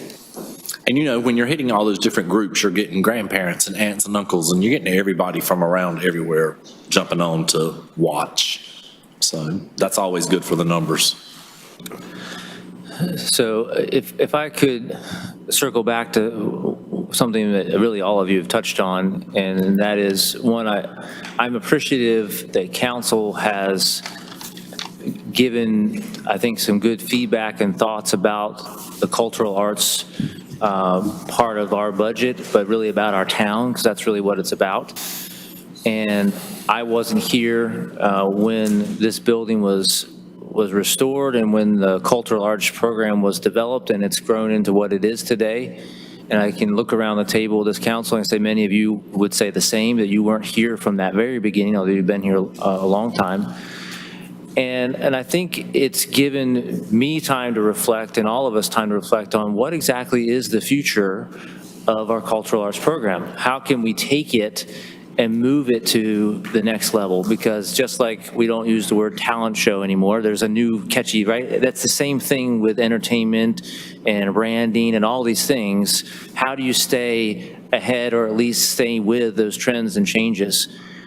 Not in the budget request, but in my mind, and something I'd like to work on, is getting, just like what happened when this building idea came about in the cultural arts program, there was a study and input received from outside parties that said, this is how it will work, right? The idea was born out of something, a plan was made, and people ran with that plan, and that plan has been fulfilled largely. But we're 20 years later now. Isn't it time to update that plan? Isn't it time for us to revisit what do we want to be and how do we get there? And I don't think it's enough to just hand that to the director and say, you figure it out, or even the manager who admits that that's not my expertise. But I think between this group and stakeholders in this community, we can bring in somebody who can tell us, look, you've got this, and here's what you could be doing, or here's how you strengthen what you're doing, or you're right on the path with this. But it's going to take some dollars, and I don't know what that is, but I think the time has come for us to revisit our plan, get enough stakeholder input, and then move forward with a new plan. And that's something I'd like to prepare and bring back to you all. I don't know if I'll have time to get into the final budget, but certainly within the early part of next year, thoughts about that. So again, it's not in the request, but I think it really is needed, and I think it would hit really what you all have been asking me to do, which is where are we going with this?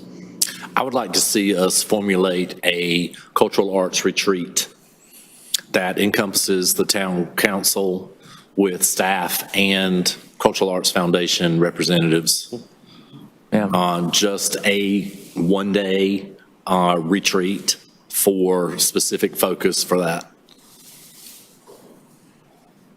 And it's not the end of the world if it's a two-day retreat, but it needs a strong facilitator, you know, that has really balanced knowledge of all of this, you know, from the performing side, from the business, political, public side, all of it. Yep. We will make that happen. Do you think it would be good to also throw in there the concert series? Or would that be? I would think that would be a topic. Yeah, I think that would be a topic. Yeah, Or programming in general. yeah. Yeah. And that would be underneath it. Okay. I think that's our first step before we doing, before we look at putting dollars towards anything. I think we may have the brains within ourselves and the foundation and the staff that we may could come up with an outstanding direction, or we may, after that, say, okay, we need to get. Yeah, we need to and do with the something help of a professional. Yeah. To come in and facilitate that and evaluate what we have and what we could be I think that's a doing. You know, a great fresh pair of eyes is worth $1 million. that's a great step. Yeah.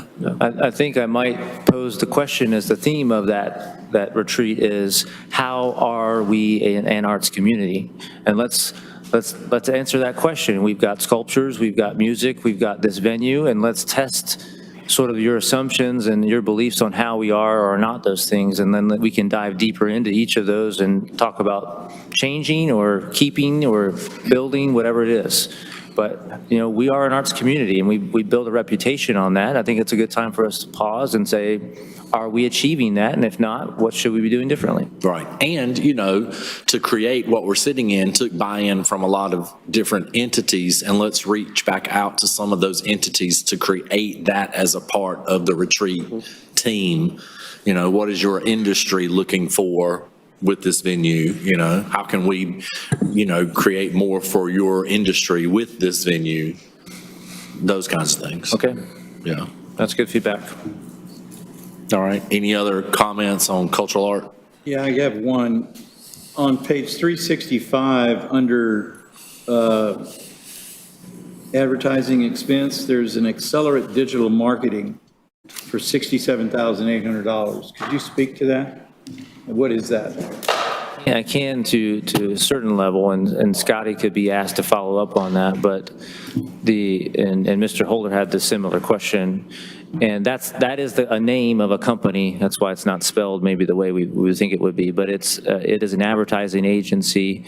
And Scotty's request in the budget, he said, Adam, it may seem counterintuitive, but in a downturn like this where arts often take a backseat, and in this case, they can't even happen because of the restrictions, is when we need to advertise the most, because people need to remember who we are and what we're doing, because people can easily decide to do other things, or they'll forget about the opportunities. And so he wanted to strengthen his advertising budget, thinking that it's going to be harder to get people to come back than it would be when you've got a continuity of things happening. Then that people advertise for you, but people are not going to do that in a recession. They're certainly not going to do it in a pandemic where they can't come to you.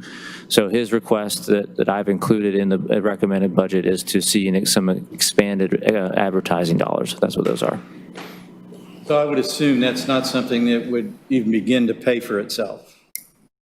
Maybe indirectly, but not directly. Well, there's nothing in this budget that pays for itself in that sense, but in the sense that it draws people and gets people knowing, and it does do that. But I don't have a. That's why I said indirectly. Yeah. Okay.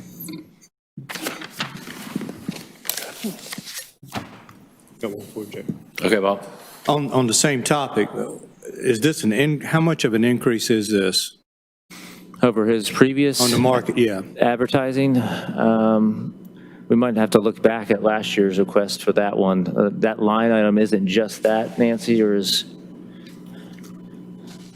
If you give me 1 second, I'll pull up. this Reason, yeah, I appreciate that. Reason I'm asking, I'm hoping it's a good increase to make sure he's getting what he needs. Okay. It is an increase, but we'll have to validate I don't want to cut ourselves short. Right. I agree. and that's something we could easily, after lunch, I could have that answer for you really quickly.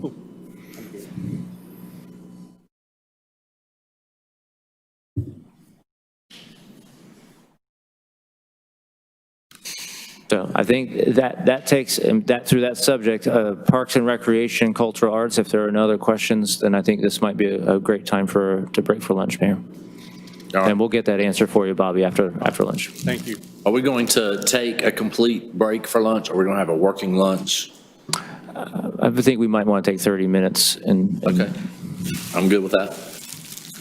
Awesome. So we'll have a 30-minute lunch and return in 30 minutes.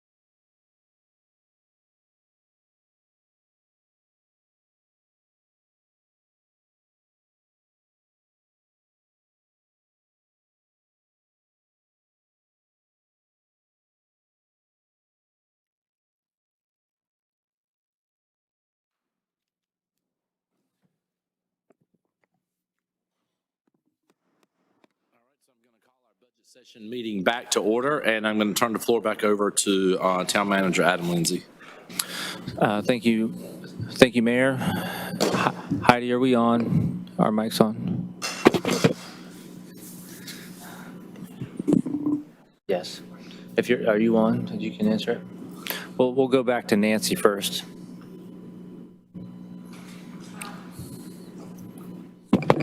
So there was a question before the break about the accelerate marketing and what we budgeted in the current year versus what is in the requested budget. In the current budget year that we're in, we had about $28,000 budgeted to accelerate marketing. So it is a substantial increase to answer that question. It was 28K. If there are no other questions about the Parks and Recreation and cultural arts budgets, the next slide that I have in front of you is not exhaustive, but I tried to highlight all of these things are in the budget. They are either, I'll put them in the category to discretionary in one sense. So some of these items are items that appear in the budget usually every year. The dollar values may fluctuate a little bit, and others are things that are in this year's budget that probably won't be there forever, but are items that we've deemed as priorities, either in discussions with you or from staff's perspective. And I don't have to go through all of these, but I wanted to make sure that if the council is considering any changes, or again, these are what I would put in sort of the bigger dollar amount adjustments that you might want to be considering. These would be areas that we might point you towards. The first item on there, miscellaneous contingency, is a reflection of the dollars that we kind of put in there for the unknowns that come up in the town throughout the year, which is going to be true in anybody's budget, right? You try to plan for everything, but know that that's not realistic. So we put some dollars in there that we can use throughout the year. The miscellaneous legal fees is a reflection of what we wanted to do this year, which was to bring on site to have the attorney here one day out of the week or out of the month, sort of depending on demand. I'll have to admit the timing was just so poor, and the very first week that we had the attorney on site happened to be the week that COVID-19 restrictions started. So it just did not work out for us this year to kind of make that happen. So the budget reflects us trying again next year, if you will. Then there's a couple items in there with the arts, public arts advisory boards and cultural arts grants, which are items that we've done in the budget for many years now, and the dollars reflect the same levels that we've been funding those at. The library options, this is a discussion we've had in the past. Is we looked at the capital projects and the program that we've developed.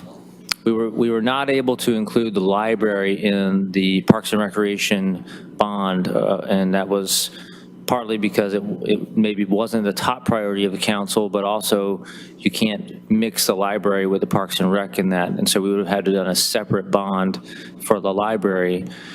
And we've had a study done, and you all had that presentation about needs, and that's the basis for why we were looking at that as a project at all. We understood there's options on the current site that would mean expanding the footprint as it is, or tear down and rebuilding. But in all cases, there needs to be a different layout for how our library is, and they need more space. And could we go vertical? Could do those kind of things? There's questions now. But the price tag is not insignificant in the millions, almost $10 million. So one of our thoughts is knowing that Clayton, again, is trying, and we are successful at how we spend our dollars, and especially debt.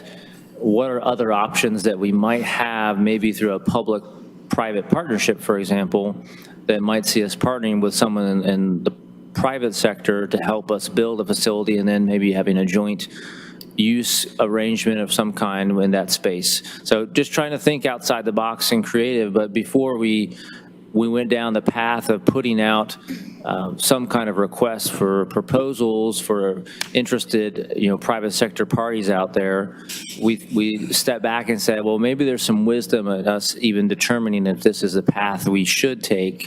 What's going to be the market if we do this, and how, if it is, how should we pitch this to maybe be more successful?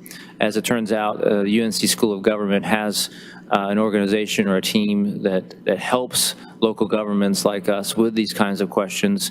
These dollars reflect us engaging with them to help us understand. It's kind of two phases, not represented here, but in the budget it is. There's a phase A and B, I think it's listed as, or 1 and 2. But the idea is we'll spend some dollars initially for them to give us some feedback on whether they think it's a good idea, how we might approach it. And then step 2 is then would be moving forward, but we wouldn't go forward with step 2, obviously, before we were satisfied that step 1 said it made any sense.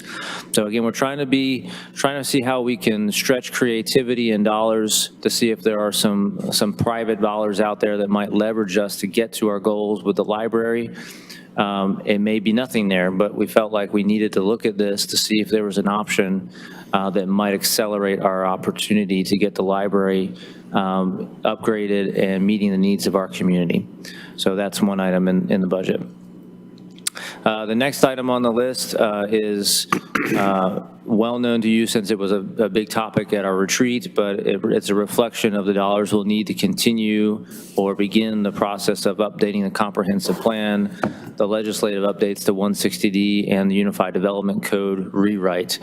I should note that the state, while mandated that we do update 160D, has extended the deadline to do that, but we are still budgeting in this year, knowing we need to move forward with that. Retail strategies is a request, and it actually has been in previous budgets, but this is a request to continue it beyond what we originally committed to, which was a 2-year commitment. And this is the group that has done analysis for us on what our commercial development opportunities are. And they go out, they do that analysis, and then they help us promote and push that, and they are good partners with Electricities, which helps us with this. But in light of having a new economic development director, this was a request from their office. They would like to continue that partnership for at least another year, believing, one, them being new, both of them, that this is a good partnership and them helping, but two, that because of the changing landscape right now in our local and national economy, that the timing also seems right for us to be ready as this economy rebounds from this, to understand what our opportunities are, and having as many people out there working for us right now to attract and get, I think, primarily a commercial focus again in the Clayton, which has been a top priority expressed by this council. So that's what that means. Facade grants are a continuation. These are opportunities for downtown businesses and storefronts to improve their facades and get some partial reimbursement for work completed. It's not, we don't give money before work is done, and it goes through an approval process through the Downtown Development Association. Website redesign is a request from our communication office. Like all things, after some time, you need to do upgrades and enhancements to your communication. In this case, our website is a very important portal, although you could say social media is taking at least an equally important role. But this is a reflection that we've not updated our website in ever, maybe, but certainly in recent years. And this would be the hiring of a firm to help us redesign and get it up to speed with all the changes we've made in town, and making it much more user-friendly and in the way it appears and is used and interacted with. The next item is a request that was in last year but was ultimately not funded, but the police department is requesting to add another K-9 unit, which would bring us to 4, which would mean they'd have a K-9 unit on each of their 4 different squads or shifts. And then the ladder truck is also a continuation of discussion we had from last year, where the council decided to put in we had an option to buy a ladder truck, a used ladder truck last year. That was ultimately decided against. But this would allow us to continue to fund dollars towards a new ladder truck believing, that eventually we would save up money, and there'd probably still be a combination of some kind of borrow and a pay down payment that would reduce that borrow amount. Last year, I believe we put in 75,000, and this year we put that request at 125,000. The next item is a request coming really through the Public Works Department and Fleet Maintenance Department in particular. This is some technology that we really want to pilot this year and putting it on some of our public services vehicles, and maybe some electric, and I can't remember the others. Rich could answer that, but the intent there is that it's going to track the diagnostics of those cars and provide real-time feedback to not only the garage, but also to the department about how those cars and vehicles are being utilized. And that's important, obviously, from the maintenance standpoint and how we're going to manage the needs of those vehicles, but also from an operations standpoint, because we'll understand how they're being used and if they're being used efficiently or not. And then the last item on this list is something that's we've been talking about, seems like since my arrival anyway, but updating our town limit signs.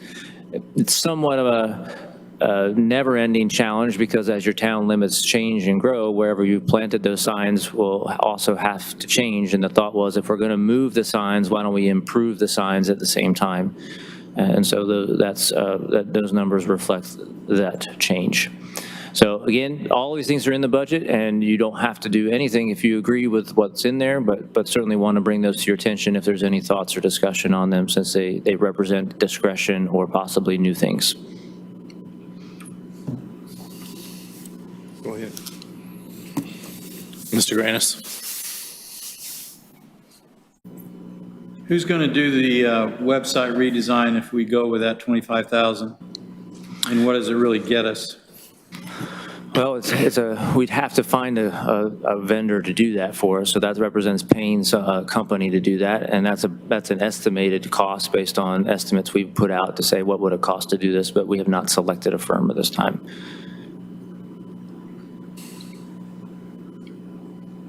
And how can we justify an additional K-9? Well, the request is due to really, I think, what we've seen as a good return on our K-9 units. They are really good at doing things that humans aren't, and we've seen great success in identifying, illegal substances to public relations are two of the big reasons you want to have those K-9s. But again, it would be nice to have, I think, is fair to say. It would make all of the shifts uniform. And so if you had an issue on that shift that doesn't have one now, where you want to call in that K-9 unit, they already have one. Just again, as a professionalism, as the department has grown, and that's the request. Is it more of a need than a want, or more of a want than a need? Well, I think the department would say they don't have to have any K-9s, but they certainly are efficient. So they will continue as a police department without that fourth K-9, but it does make all their shifts uniform. And would that K-9 ultimately pay for itself? Well, if he finds a big stash of money somewhere, I guess so. But I think that they do things that the people can't, and so I don't know that we look at it as a monetary return on investment, but we certainly have seen the K-9s be very effective in the areas that I've just mentioned. And if you'd like, we could get the police chief to come in and talk a little bit more about his request, if you all want to talk more about that.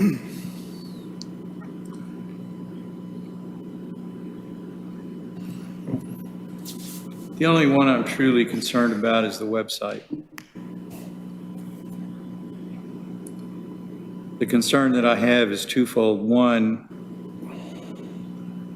if we're not going to use the same company, and I understand secondhand, that might be problematic if we were to do that,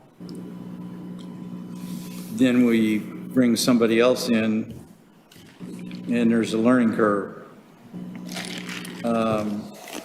Another concern is how much time would our people have to spend on that? Well, I'll try to address those two things, and Stacy could come out and talk to those points as well. But I think that there is probably a pretty good market for companies that do websites even for government. So I think there's probably opportunities to, as we put out or solicit, bids on that project, we would likely get several responses from companies that do government. So I think there might not be as big of a learning curve if the experience in government matters, and I believe it does. The second part is, I think if we were going to do any kind of communication change, we would definitely want to make sure that departments are engaged with their needs and interests. I think what's happened is, over time, we've continued to piecemeal together as departments do change with what we currently have, and it doesn't meet their needs. So I think departments are probably more than willing to offer things they'd like to do differently and better. So I can let Stacy address those topics too. Yeah, I would really say that this is a request that's not coming from the communications department, but from other departments, departments like Riches and Joy's, utilities, the Clayton Center, who want to do more with their website. The back end of the current website that we have, it's called a content management system. It's very difficult to use, and therefore it oftentimes falls on me to do all the edits that other departments want. So to give them a tool that's easier for, Joy decided to do curbside pickup when Stacy wrote curbside pickup isn't starting yet. She could go in herself and do it, and Stacy doesn't have to have anything to do with it, and this kind of falls into my, the plan to have these mini PIOs in each department that could control their own pages and update them without having to go and have me be a bottleneck for approving, everything that goes on their website. Another issue with this website vendor is, in initial selection, we were going for a website that didn't look like a government website, right? It's boring, it's a turnoff. We wanted it to be something that was, that would attract people and set us apart. The problem is, this particular company is based in New Mexico, and oftentimes when I need their assistance, they're not awake yet. And so all the website companies that I've done demos with, they're 24-hour support. They're government website vendors, which this current vendor is. They do the website for the entire state of Mexico.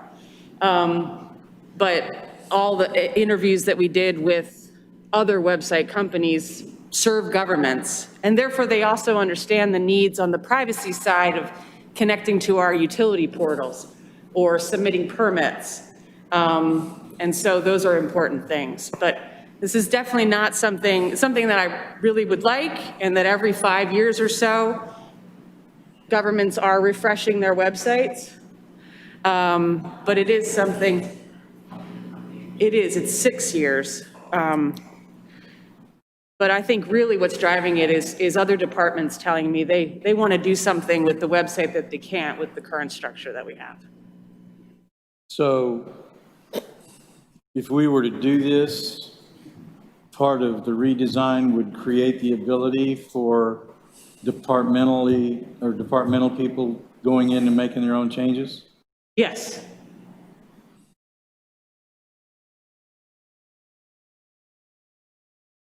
That's all I got. Mr. Holder. In my opinion, Stacy is one of the most overworked staff people we have. And anything we can do to make her workload lighter, I think is a smart move.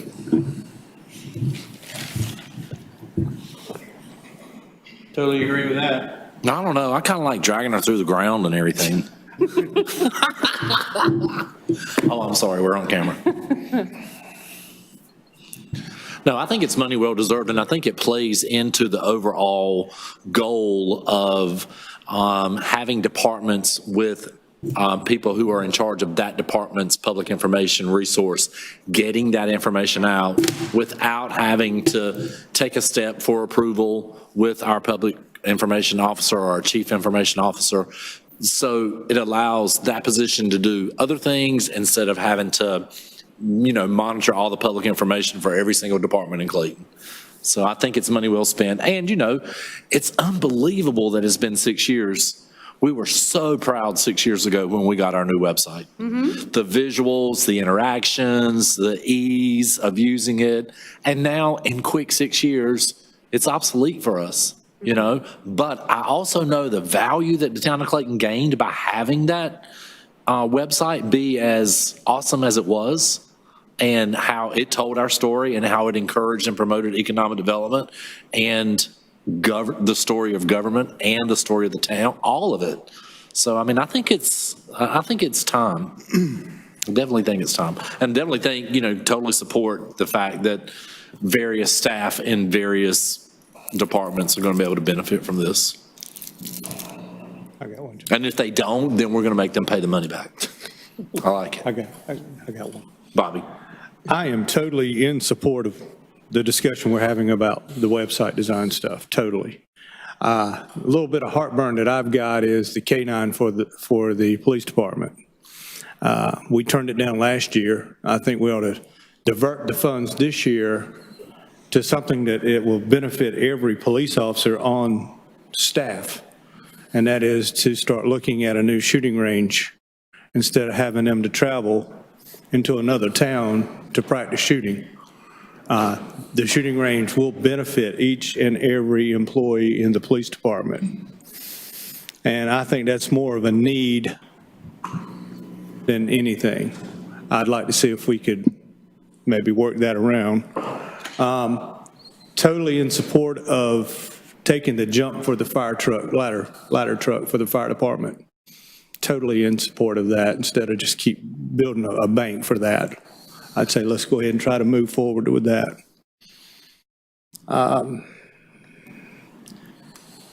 The town limit signs, I'm definitely on board with that. And the DDA, I'll mention this to everyone here, and I think we know this, that the DDA is looking to purchase, and Stacy, if you would pop back out, you know more about this than I do, but the town DDA membership group is looking to purchase some historical signs to put on the historical areas of town, which will dress up the areas and really identify the areas as historic to Clayton. And Stacy's been doing some research on this, and I'd like to see if we could just add that into that town limit sign fund. And I think it's like $3,500, Stacy. I think we have located money in this year's budget to make those happen. The historic sign cappers. That's awesome. But what you've hit on is something that I think we've heard from multiple different advisory boards and also just people in the community is our wayfinding, our welcome signage. It is going to be a priority in this upcoming budget to figure out where do those go? What are they going to look like? Do they feature a piece of art? The Chamber and Town's Economic Development Committee, had that as one of their goals because we want people to be welcome when they come to Clayton. We want them to know how to get to downtown, to know how to get to the library, to know how to get to the community center, to find our parks. So I think identifying and having a plan as to where is signage going to go? Do we have the right of way to put the signage there? What is it going to look like? What materials will it be made of? How will it be branded? I think are a priority going forward. But I know at least that historic signage can happen in this budget year. Good, thank you. That's all I have. Avery. So the only thing that I have a question about, I know that we have a lot of investments going on in downtown at the moment.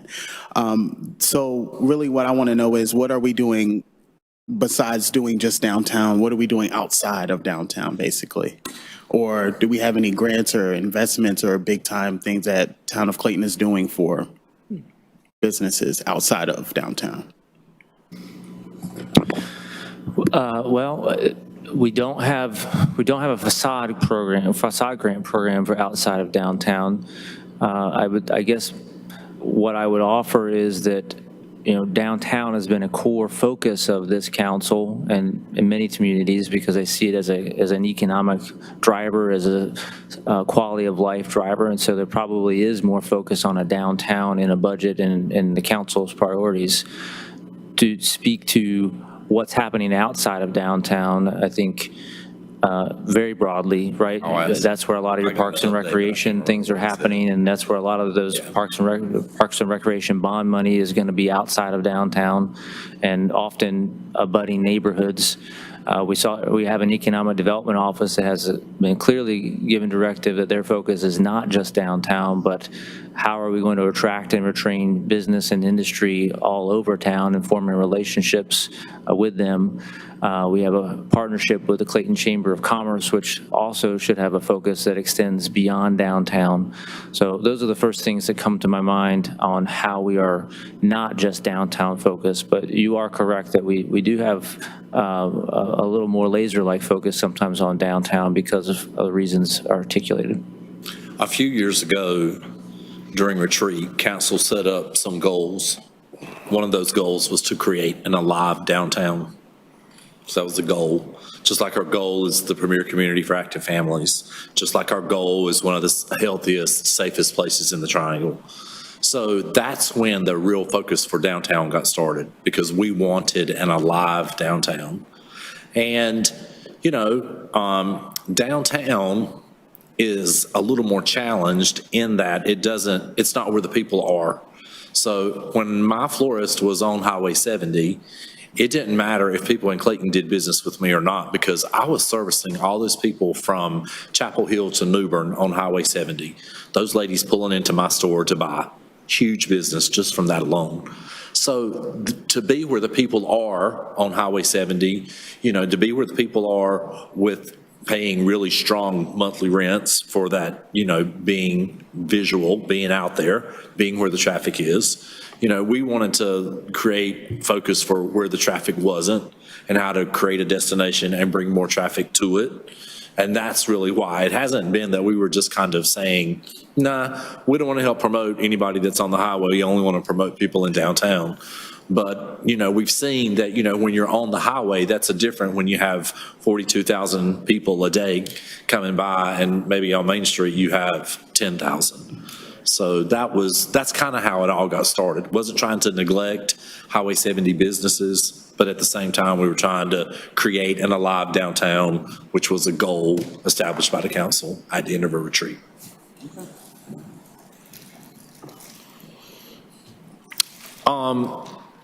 To consider, what about our stage at Town Square?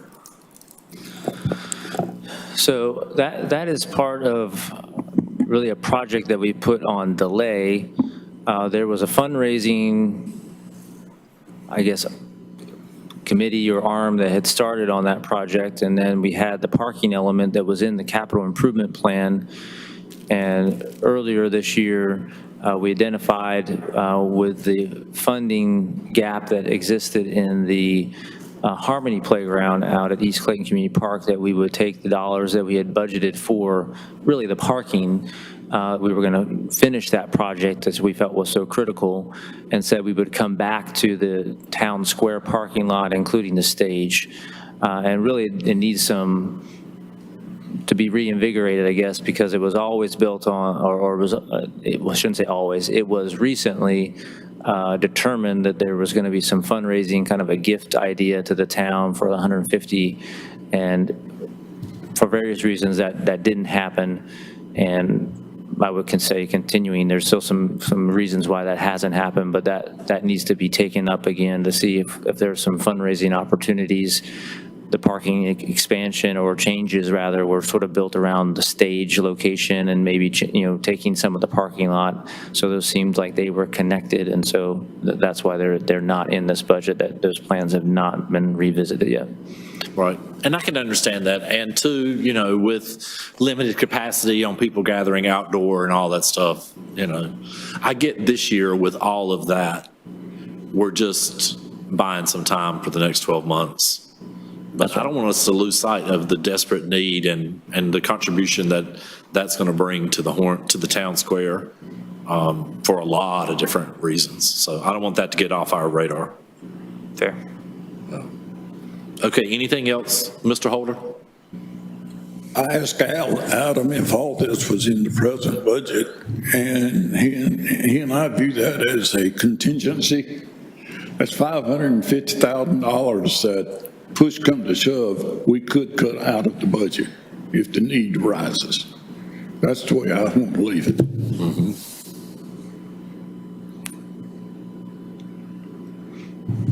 Well, let's just hope that that doesn't end up being the case. Because for one, with the cultural art grants, I know it's only $20,000, but, you know, a good portion of that goes to Clayton Visual Arts to help maintain everything that's going out here in the lobby with the change out of the art every month. Of that 20,000, they probably get about 8,500. And then 10,000 on average for the Carolina Youth Theater, which used to be Clayton Youth Theater, for support with a couple of major productions a year. And then the balance of that between, which is not much, between 10 grand and 8,500 for CVA goes to maybe the piano concert series or various other things. So I just want us to make sure before, you know, and obviously if we get to the point we need $500,000, we have to do what we have to do, but there'll be some ramifications from doing away with some of that stuff that we need to give some thought to as well. So. Mayor, the police chief has arrived, and Chief, I'd ask you to go over to Rich's table. He has a microphone that you could use. The question that was posed was about the canine officer or the canine unit, adding that as on your fourth shift. And then also there was some questions raised by Councilman Bunn about a firing range and opportunities to do that. And I know you can speak to both of those topics. Do you want me to stay right here? I think that's probably fine. Okay, for the canine, my plan was a couple years ago to get to a point, when I came here, we had one canine. We were able to get the second canine the second year, and then towards the end of that fiscal year, we had some money left over, and Adam agreed that we could buy a third canine. My plan was to be able to have a patrol animal on every squad, because there are a lot of times that we need them, and if they're not working, they have to be called in from a neighboring jurisdiction or something to that effect. So we asked for a fourth canine this year, and so I'll tell you that we have a dog that is aging, that has about 12 months of life, work life left in him. So we will be at some point, looking to replace him if we want to continue with this sort of a model. The dogs are tremendous PR asset for us, maybe more so. Their value may be, in a town like this, maybe more than the drugs that they recover or the bad guys that they catch, because, I don't think people really care how many times a dog bites a bad guy, right? They care about whether they can go to school and their kid can pet them and those things. And so we work very hard to find animals that are social that we can do that with. If it's cut from the budget, it doesn't stop our operations. It is a valuable asset that we get a lot of mileage out of. And there's a question about, do they sort of pay for themselves? And traditionally, they may or may not. I can say that Raven, she found a $50,000 seizure right after we got her, but those are maybe more rare than more common. So I don't know that I can guarantee that they're going to find some seizure and sort of pay for themselves, but I do know that we get a lot of positive feedback from parents in particular with the outreach efforts that we use the animals with. Any other questions about canine, or did I adequately explain that? No, but I would just say in today's times that are ever changing, that ability to reach out and to connect, even if it's over a dog, with a dog, through a dog, because of a dog, that's a pretty good investment to create some goodwill, build relationship with communities. I certainly agree. And the dogs are way more popular than any two-legged police officer that we have. They really get a lot of positive feedback, especially when we have animals that kids can come up and pet. really, I think shocks a lot of people because they're not used to that. They think of a police canine as some mean, angry animal, and we work real hard to find animals that, in fact, we had an animal, the first one that Adam approved that didn't meet our standard, and ultimately we had to trade that dog again for one of the ones we had now. So we kind of hold that line because it's, again, for us, in my opinion, they're worth the weight in gold. For my experience, maybe a year ago, one of our officers was out at Town Square with his dog and doing some training with the dog. And probably 35 or 40 people stood at the sidewalk beside a Main Street and just watched, Amazing engagement, Then the police officer went, took the dog, went up into the crowd, people were able to pet, so I think it shows, I think it's pretty forward thinking, creates good connection, great public relation, I think that's awesome that you can go out and see a police dog being worked and trained so people can understand what you get from the investment. I like it. Mr. Thompson. Chief, are we still in a spot where your canine officers are also some of your primary field training officers? Unfortunately, my best officers become field training officers, and so, Officer Ruffin just got promoted to sergeant. He was a training officer. Officer McNeil and Brandon are both training officers. So we do have times, if they are the field training officer and they have an officer that they're training, they ride, they're basically driving the canine officer's car and they have the dog with them. But yes, Officer Carter, who replaced Sergeant Ruffin, is not a field training officer. He's the only one of the three. I was just looking at the timing of if we add an additional 4 officers, is that going to mean that the canines are left at home while these people are training them? Is the timing right? And that's really the only thing I'm asking, is the timing right? If I just hate to see us get a new canine and the canine has to stay at home while they're training a new officer, or is it going to be okay timing wise and we've got enough FTOs to take care of what we need to do? Well, I will say that they bring the canines with them when they're training the officers, so the canines don't stay home during that part. Getting new officers, whether through the grant or whatever else, this is just part of the growing pains, and that's why I told you a few months ago in the council meeting, I don't think we can feasibly hire 8 officers at one time, even though I think there's the need for it because we don't have enough FTOs to train everybody. I'm satisfied. The only thing I didn't want was canines having to stay at home while we're training people. No, sir, I just want to make sure that timing was okay. Right. Yeah, they come to work with that training. So the police firing range. So we've had a police range here in Clayton for many years. I don't know exactly how many, but decades, I guess. Recently, with the need for the wastewater treatment facility, we lost that range. And so we have been working over the past several months, maybe a year, to look for an alternative, because I knew that this day was coming. I just didn't know exactly when it was going to happen.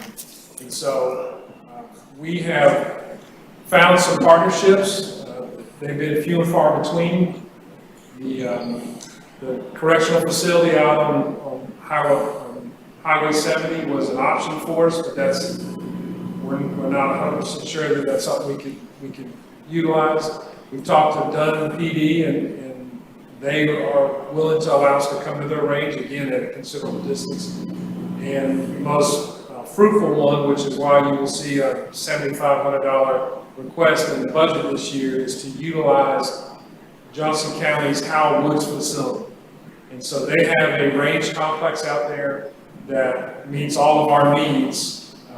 I will say that it is highly used. The Highway Patrol uses it a lot. We had to call in some favors and pull a lot of strings to be able to give you the requests that we have now. So the college is willing to make an agreement that I don't think this is the words that they would use, but basically we're renting use of the facility throughout the year. It is a considerable distance from here. It's minimally a 30-minute trip to get from here to the range. And so what I have been planning to do here with our facility is we have 10 months out of the year, all months except for April and October, we have open range. So twice a month for a couple hours each one of those days, officers are invited to go out there and work on either remedial skills or just maintain proficiency with what is a very high liability, resource that we have. We have not been able to do that in a long time. Right now we don't have the agreement with Dust Community College, but even when we do, they're agreeable to us using it those 20 times a year basically, and the occasional one-off when we have to hire somebody, we have to qualify them before we can send the paperwork to the state. But whereas we could go to the facility we just lost, take a 10-minute ride over there and do some shooting for 30 minutes, work on skills and leave, we'll be done in an hour. Now it's going to take us minimally 2 hours of time that someone will need to be held out of service to go down to the Howell Woods facility to train. So it is an inconvenience. Again, it is not something that is a showstopper. We'll be able to work around it because it just is what it is. Outdoor range places are limited, and indoor ones are a lot of money more than I think the town. I don't know that it would be worth our time to invest that much money in the indoor range, but it is, as you can imagine, gentlemen, a very high liability area for us. Thankfully, it's not something that happens but on a super rare occasion, but we need to be proficient with it. We had 2 firearm discharges in the past 12 months. Both of those were at aggressive animals, so it is something that that we have to have some proficiency at, and and when you need it, it's a split-second decision. So we can continue to do our qualifications, and we will do our qualifications at Howell Woods because those are all-day events that we do in the spring and the fall, and of course we make a lot of noise. And, I have to take a bunch of people down there at one time versus an open range where it might be 1 or 2 people working with an instructor for 30 or 1 hour, minute at a time. So just for council knowledge, I was contemplating how much it costs to build a contained firing range. And it's pretty amazing how expensive that is because of all the stuff you have to go in it that blocks the bullets, and then cleaning up the bullets and disposing of those metals. And I mean, there was a litany of stuff that went on, but I never got to like what a budget for something like that is. $250,000, $150,000. I don't really know. Well, if you talk about when you say contained, are you saying like inside a building, an indoor range, or I think an indoor range could be millions of dollars. Because it's ventilation systems. Right. And all that you need to maintain clean air in there. An outdoor facility is obviously much cheaper. It depends on how fancy you want to make it, if that's the right term. If you want to just use grass what we have now, you want to put concrete down, you want to put maybe a better backstop than just a berm. I mean, it really depends on what's beyond the range. If there's the issue that we had with the last one was it faced the greenway, right, the trail in there. So we had to make sure that there was foliage and a pine up berm, and I think it was an adequate range, really met our needs. But as an agency, we need minimally 50 yards, preferably 100 yards to have a range. And I think you could build an outdoor range for I don't know. I think certainly way less than 100,000. I think, but I'm not. I'm a bulldozer. How much that stuff costs? What's the environmental cleanup with that though? So, and I'm not an expert on this. I mean, roughly, yeah, I get it. My understanding from the EPA is if we shoot one bullet into a backstop, say we build an outdoor range and we shoot one bullet in there, it can stay in the ground forever and we not have to mitigate that. If we ever decide, as we learned when we're building a wastewater treatment facility, you want to reutilize that land, you have to mitigate all of that that's in there. And I don't know that if it matters if one bullet or 30 years with the bullets, but that's something we have to leave. I know you could fence it off with a chain link fence, put a padlock on it, and leave it forever if you wanted to. And I think some places I've seen do that because it's just considerably cheaper to throw a chain link fence around something and put trespassing signs on and mitigate it. But that would be something that you would need to consider if you want to do that. What might be future land uses of that area, i.e. what we're experiencing right now with wastewater treatments. Mr. Grants? Chief, is it not at all feasible to consider building a range somewhere over at Fire Station 2? I think that's certainly feasible. I don't know what all that land looks like behind there and what all belongs to whomever, but considering Caterpillar is kind of right there, and, you know, I think beyond that, maybe some Ripple's land that may not be developed, so that would probably be ideal real estate, and I don't know that there's going to be future residential encroachment on that area for, you know, however many years to come. So that's probably prime real estate for building one, if you were going to look in town.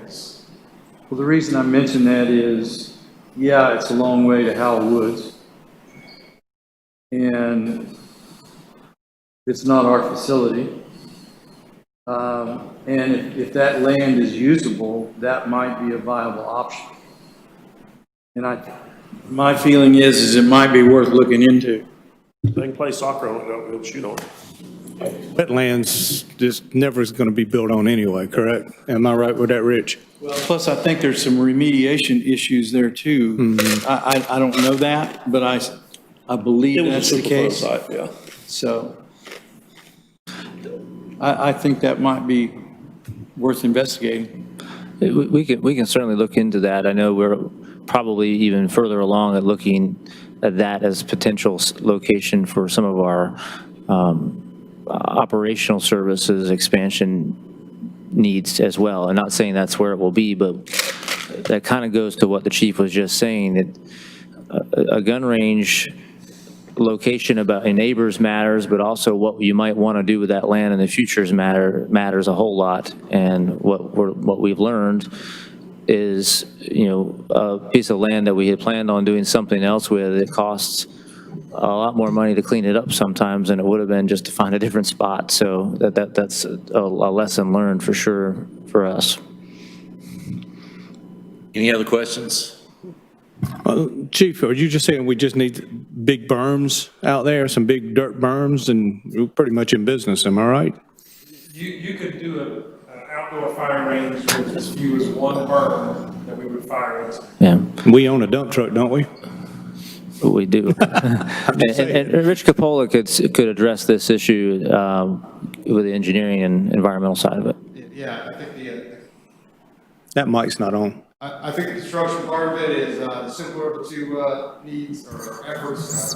The environmental permitting is going to really be what's going to be the complicating factor here. Obviously, there are specific regulations surrounding these types of facilities, so we can certainly investigate what all the impacts or requirements per permit to be able to do an outdoor range would be. But again, environmental impacts are going to be a big concern for getting that actually formally approved and permitted with the state. And as we learned from the last one, to Adam's point, we would want to make sure that we have all the protections and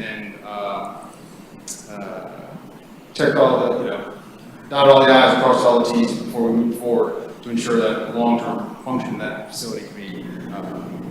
Can we look into that to see what's involved? Just for information purposes? Sure. Absolutely. Thank you.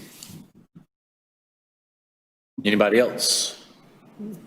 Thank you, Chief. Thank you, Rich.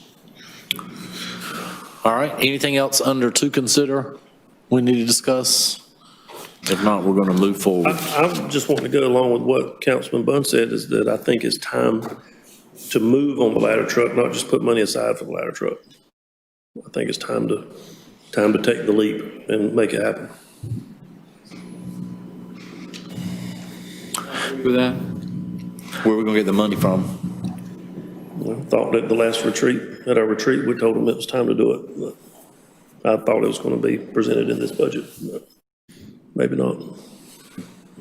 So in the capital improvement plan that we had, it was set for a ladder truck for next year. This budget reflects moving, again, a step further, and that is, we need some good feedback, and we're getting that right now. But if you all want to accelerate any kind of schedule, then we definitely are going to need to look into the financing options for doing that.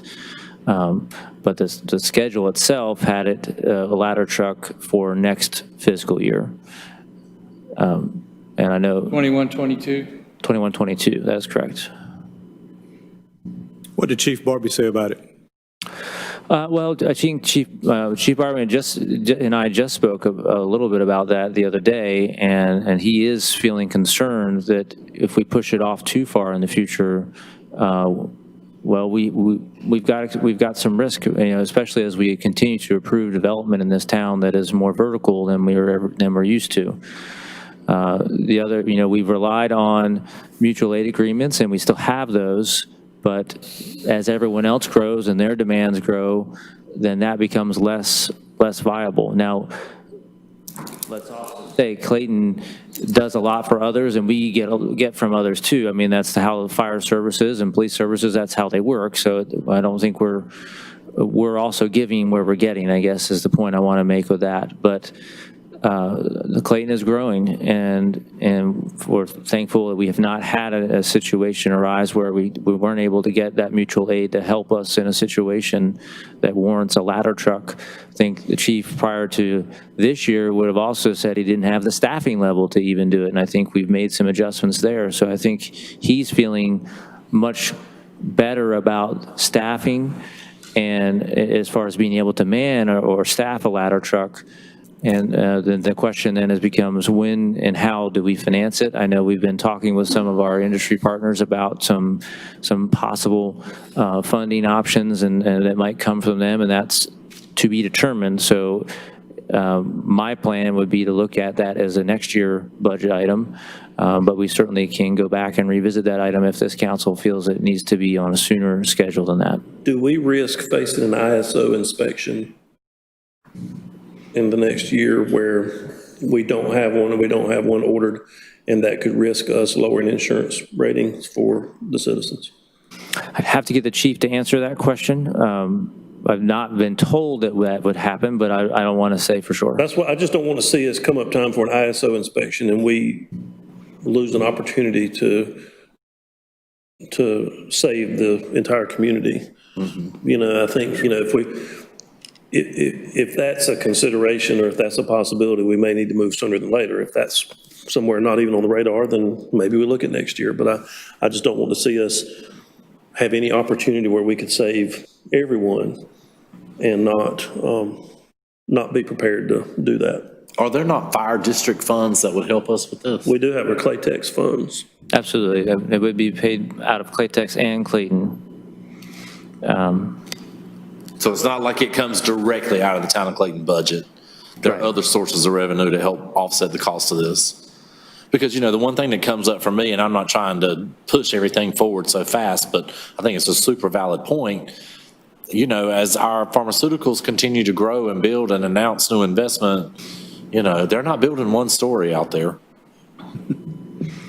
I'm going to see if the chief's available, and maybe we can move on and then come back to this topic. Yeah, I'd like to know what Good point. What split are we looking at? Exactly what the mayor said of the Claytex funds is, could we put what we've already got with some Claytex funds and make a move, or, where's our sweet spot of?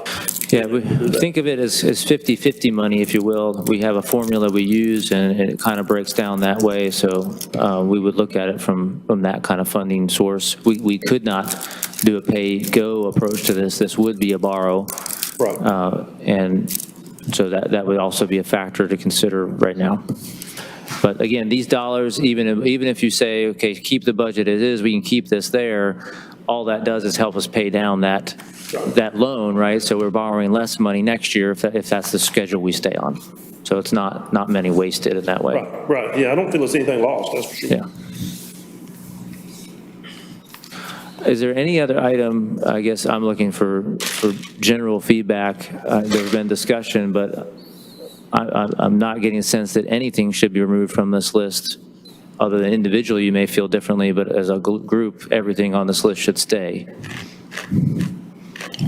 I think it can stay too, but I think to Art's point, if something shifts dramatically, then we know of some located areas that we can pull funding and, do what we need to do. That's right. So I think it's good. Okay. I think the only thing that's on that list that probably couldn't be removed is the 167,000 for the comprehensive plan, 160D and UDC rewrite. Maybe a segment of that could be reduced, but not all of it because of the 160D. You'd be delaying it, right? But yes, if you want to try to spread it across a couple of years, but we need to do those things based on the. Well, all right, are you saying that 160D has actually been extended? The deadline, December 31? the deadline is no longer December 31. It may be, I don't know if they gave us another year or not. I'd have to ask Samantha that question. Okay. Well, that's actually good to know. Yes. Especially as we try to figure out how to do public interaction, I think it'd be good to have some flexibility there because it may be springtime before we feel comfortable getting groups together and those kind of things. Okay, let's move on because we only have 2 hours to finish everything. Okay. So when Chief Barbie gets here, we'll come back to that point on the fire truck. So this year, as I mentioned, we had many more positions requested than are recommended in the budget. And I will say that largely the recommended budget is based on a very conservative hold-the-line budget, given the uncertainties in our economy. I could make a strong case for all of these requests and why they're warranted and needed and how they're going to be important. I don't expect that they're simply going to go away, in other words, because we're not funding them. These are going to be discussions that we're going to have to take up in future budget years. But I did keep a few positions in there. A couple small dollars there represent some salary positions and upgrading some of those positions. So that represents those changes. But primarily you're looking at 4 additional police officers. And as I noted in the message, as budgeted, they are part of a grant that we have applied for. At this time, we do not know if we'll be awarded that grant. However, I would say to this council, I feel that they are needed positions. And if that grant money doesn't come through, I would be back in front of you suggesting that we do fund these positions during the year. So that we're hopeful we're going to get the grant, and that may be a moot point. But I think I want to just set that up, that in case that doesn't happen, and as you already heard the chief say, he really requested 8, but I'm recommending 4, filling 4 positions, which is going to help us on our shifts as our town grows. So do our needs in public safety, and their strategic plan on staffing this is part of that process of upgrading and improving their structure over there. And we've made some other changes in structure that are going to help hopefully create a better environment for promotional opportunities and leadership opportunities for their people. So that is the police side of it. The other position that is requested in the manager's recommended budget is an HR position. And Nancy's earlier presentation kind of makes that point a little bit too. As the town's population has grown, so have our staff. We have, close to 250 full-time employees. You can add another 100 or so part-time and temporary folks that we have, and we are not a small town-sized organization anymore. However, effectively speaking from an our oversight, we only have 2 positions in HR. And I think one of the consistent feedbacks I've received from directors since my arrival here is they really need help. With that many people, there's going to be turnover, there's going to be changes, there's going to be personnel needs that come up. And they need an HR office that can help them as directors so they're not having to spend all their time also being HR directors. And so Delisha is our new director, and she put in this request, and she has a good plan in place for how she's going to divide up town departments and oversight of her office. And this position would be filled in January, so it would give us time to see how this economy rolling forth. And if for some reason we felt financially that we're not in a spot that would allow us to do that, we can hold back on filling that position at that time, but would request that you approve it in the recommended budget, and we would make sure we're on track with our targets before we filled it in January. I think, okay, and then on the enterprise side, again, we had several, not as many requests, but I ended up not recommending them. Primary reason I did not, and again, not because they're not warranted, but these positions that were not included in our most recent rate model analyses, which of course tell us where rates should change based on cost, and I felt like that's a really important element of the rate model. And so they will be able to continue operating, but we'll look to see what that impact is in future years based on rate model inclusion. So those are the position stuff, and maybe there's some questions about that first. Go ahead, Art. Mr. Holder? We added 15 positions to the fire department. I don't see that in here. That was last year's budget. That was in, okay. Okay. I've got one. I was doing the math on the police officers, and I guess the question I have is, has their salary been studied? Because it looks like it's $32,000 a year. And geez, man, I just don't feel good with that. That's just me, though. But then we're paying an administration person $64,000 a year. Well, something just don't look right with that. Yeah, I need to check on that number. You take that 262,000 and divide it 8 ways. Wasn't that start date really July or January 1? I think that date's wrong. That should be half a year for the police. It said positions required or requested is 8. Yes, Approved, he asked for 4. that's just for 4. Okay. Yeah, and those numbers also include benefits, so that also should be included. That's not. If you double that, that should be the cost of one officer benefits.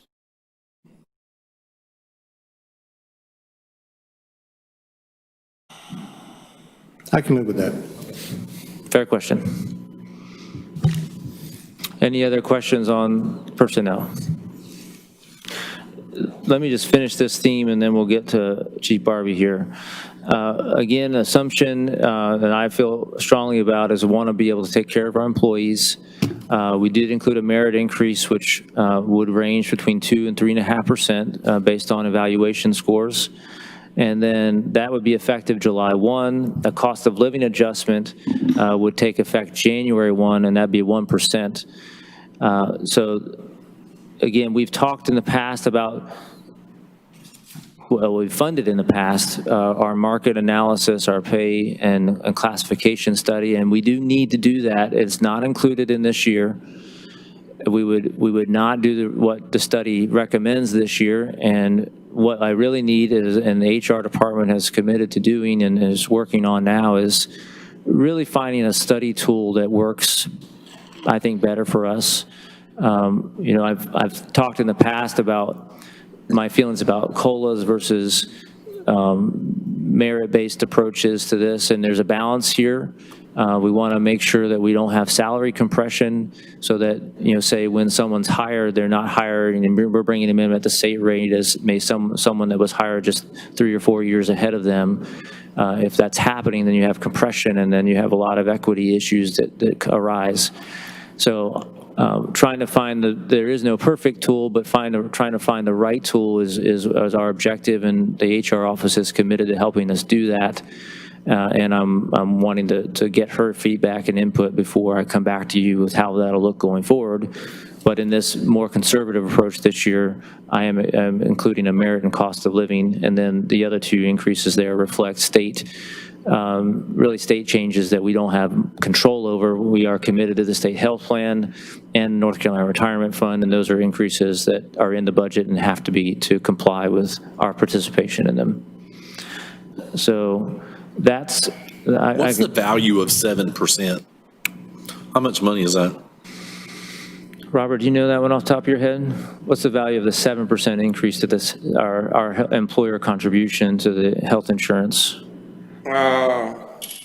I don't know what the actual dollar amount would be. I'd have to crunch the numbers. I can, We can get that answer for you for the, I'm just interested to know how much the increase was overall. You know, like if you pay $1 million, how much did it go up? yeah, is that a $70,000 increase in 1 year and that kind of thing? and that's just a projection because we don't have the numbers from the state. Yeah, we don't really know if it's going to be that, but we can come up with that. We'll tell you what we budgeted for, so at least. That's a pretty conservative projection. Gotcha. Okay, cool. All right, Chief Barbie, if you could grab that microphone, and the question that we were discussing relates to a ladder truck and the schedule of it. And let me just bring the group back to that. We budgeted, I think, $75,000 last year. We've got $125 in the budget this year, so that puts $200,000 in a reserve fund towards an apparatus that's going to cost us less than $2 million, but more than $1 million, and you have to tell me that number. But the question is, that came from Councilman Thompson, is are we at risk with an insurance rating or inspection that we are somehow not in compliance, or timing-wise, if we do delay this another year and try to put it in next year's budget, does that put us on your schedule and what you recommend? So for the DOI rated inspection,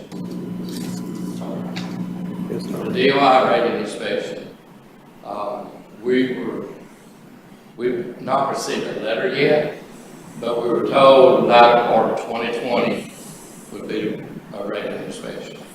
With COVID-19, we're expecting that to probably be delayed to sometime 2021.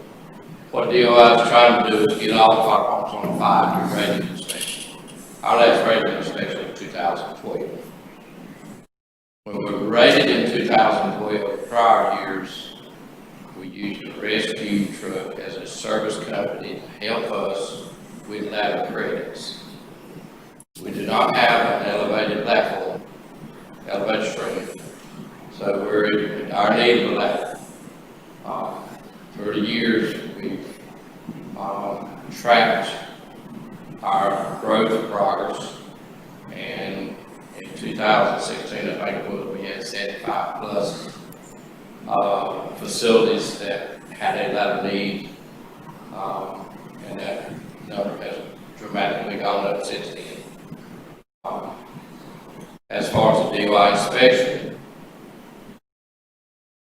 what we do in the fire department with our training, with our staffing, everything that we have our power to do, we try to maintain our records and do a good job on that to at least maintain our rating. With the growth we've had, I don't know, you know, when they inspect us, our rating could go up because we don't have a ladder.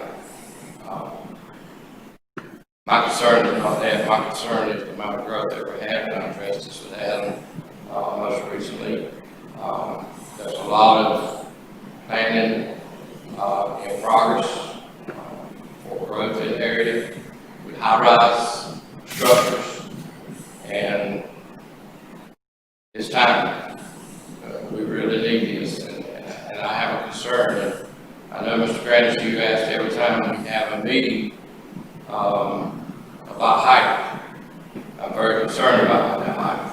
I'm not willing to continue putting my name on the letter, and I've stated this to Adam, I'll state here today.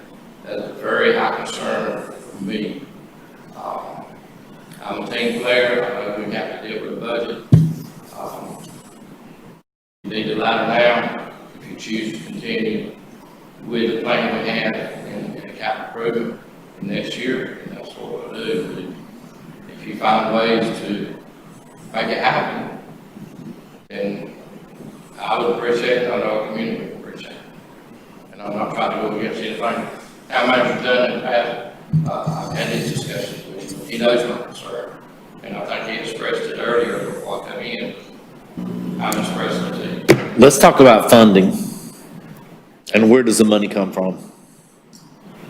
That was a conversation we had during budget.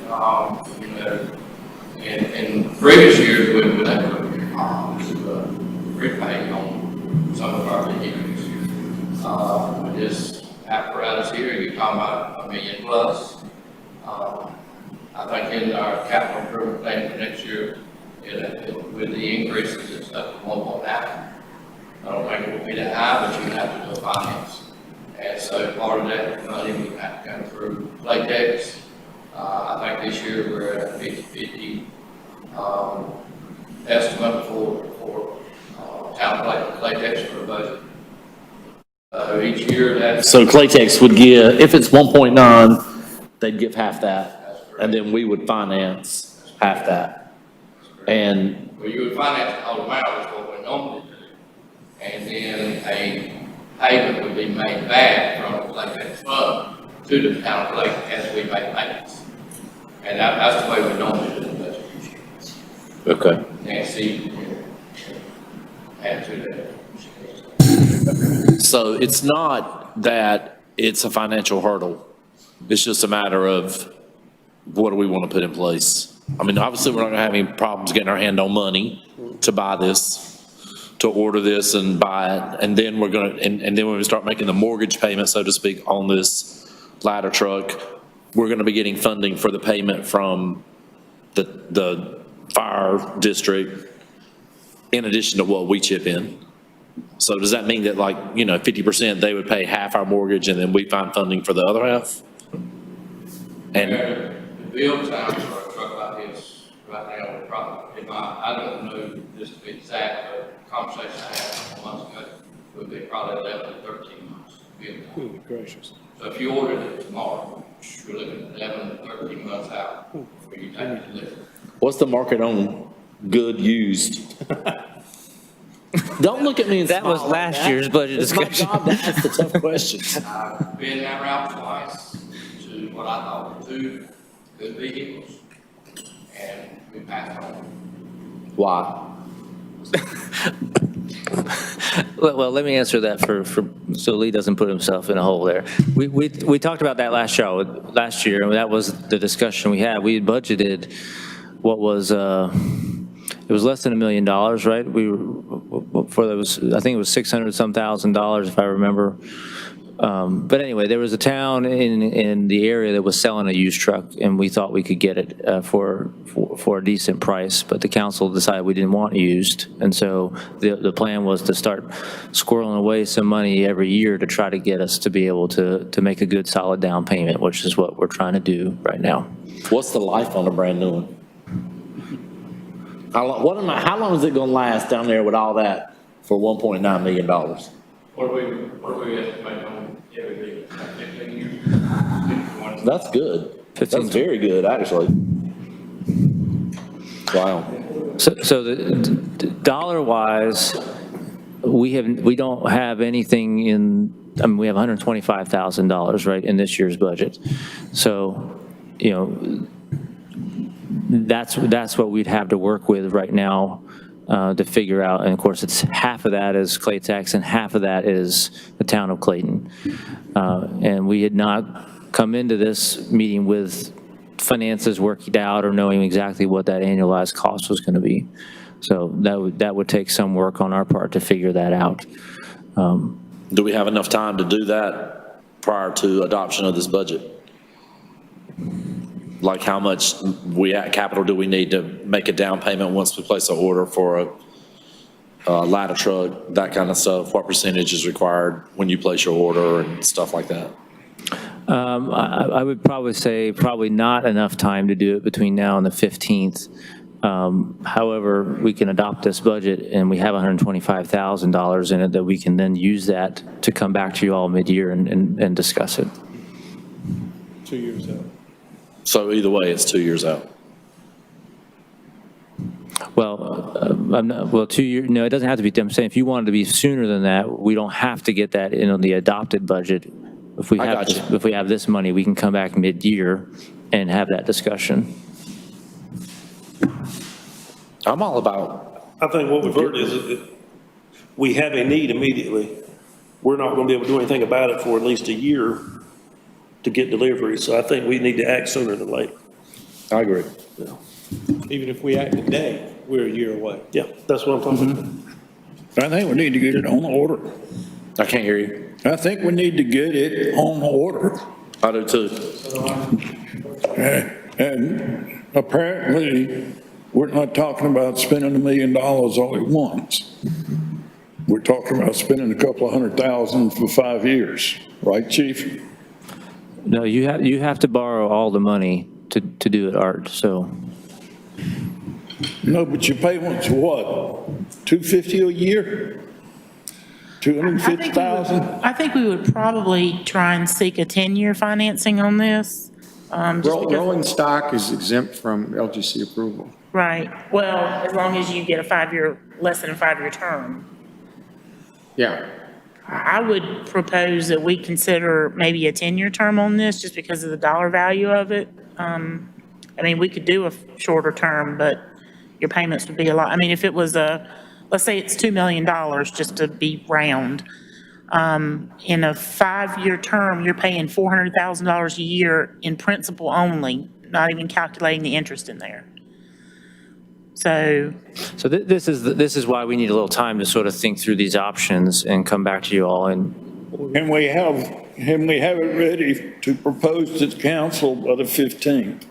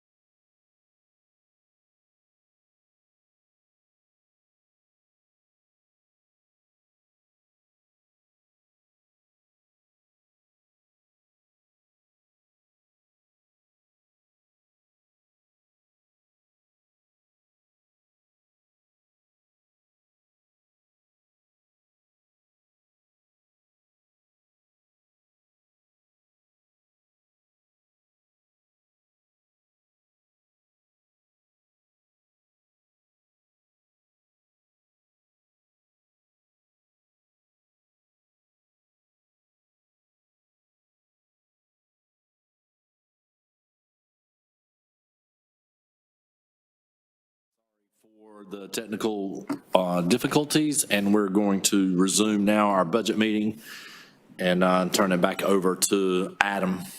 Okay, so the question we were discussing was the fire truck and ladder truck, and the ask was, could we get you something back by June 15th? And I would respectfully say, no, that's not enough time for us. We really do need to look at this situation, and my recommendation would be to adopt the budget and allow us to get back to you as soon as we can to give you information, but certainly during the year, we'll continue this discussion, and we will not wait until the next fiscal year to present a ladder truck answer to you on how and when, those kind of questions. That would be my request. Cool. I think that's fine, and I think we just want to probably, knowing that we have a 12 or 13 month build out, that we would rather go ahead and get the ball rolling. Fair enough. Yeah. All right. Okay, Robert had to answer your question, Mayor, if you like, on the state health plan. Now, regarding the 7% increase, that equates to approximately $87,168. Okay. Cool. All right, so that's basically a half year's cost because we're on a calendar year at their health plan. But, you know, comparatively speaking to what I've been hearing from colleagues who are with other health insurance companies, those are in the 18 to 22% increase. So. Well, hopefully we won't get a big surprise from the state, but. Right. They've not given us an indication that that's coming, so we're hopeful that's the case. And we're absorbing that, is that correct, Robert? We're absorbing that percentage? No, that's in our. Yes, it's not being passed on to the, yes, that is correct. Yeah. Okay. All right, moving forward about utility rate impacts, we are not proposing any increase to our solid waste fees. We've seen growth in our customer base. There are costs going up, but in this year where we're trying to hold the line, we found a way to not pass on those cost increases. That won't be the case in every year going forward, but in this year, that was a goal that you all had, and I tried to make that work. There are also, based on our rate model, no proposed increases to the electricity utility rates. So those are two positive pieces of information in this year's budget. However, the 9.4% rate increase is proposed for the combined water and sewer rates that would take effect on July 1. Tried to play with the water model to try to determine what would that mean if we could delay that slightly, knowing that we're sort of still right in the thick of what's going on in this COVID-19, and people are trying to, obviously, unemployment or employment situations, and we're just sensitive to what this means.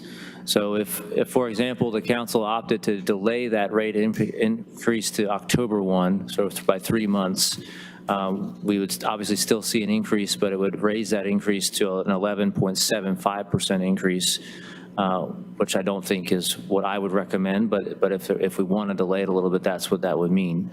I will just say that, you know, not too long ago, we were looking at this differently. You know, we were looking at trying to put the big increase in this year, thinking it would level out in future years and be less of an increase in future years, trying to, I guess, pull the Band-Aid off quickly as opposed to a slow pull off. But given what's going on right now, that just didn't seem like the right thing to do. And so we went back and came back with this approach, which would show of a more level increase, but we are projecting increases over the next several years, probably close to what we're seeing this year. And again, the biggest driver in that is going to be building that wastewater plant, which we desperately need to have to take us away from independence, or take us into independence rather, and then away from dependence on some of our partners in Raleigh and Johnston County.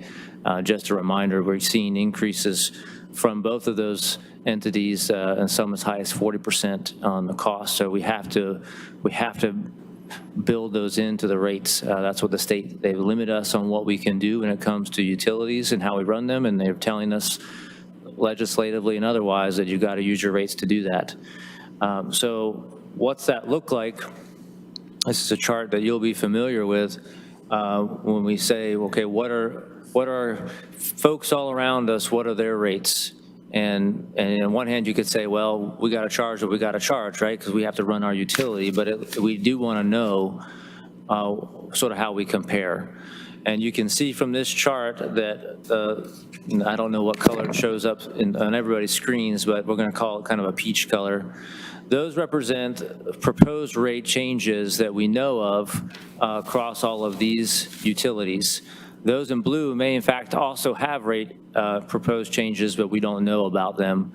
And of course, nothing on this would represent those are adopted rates. So just like you all are debating this right now, their councils could follow a different path than what they have in their proposed budgets. But you can see from what we have, Clayton existing is the only line in white, and we are using what is now the recommended average utility customer consumes 4,000 gallons of water per month. So that's the basis for these comparisons to be more apples to apples across each of these. But you can see a 4,000 gallon per month customer is going to see a utility bill, water, sewer combined, that is, of $75.32. Under this proposed change that would take effect July 1, you would see that increase by about $7, and raising to $82.40. You can look across the board and see that we're certainly not the lowest, and we're certainly not the highest. We're still sort of still in the middle there of some of those that on this chart at least. But again, this is a reflection of where we're going in building this wastewater plant and trying to spread out these costs as much as we can over the subsequent years as we get towards that target. Yes, Mr. Holder. The feedback I get is mostly from people with fixed incomes. And we need to inform them that they can help their bill by practicing water conservation practices, toilet tanks. If you can reduce the level of the tank, then you reduce your water usage. Dripping faucets. When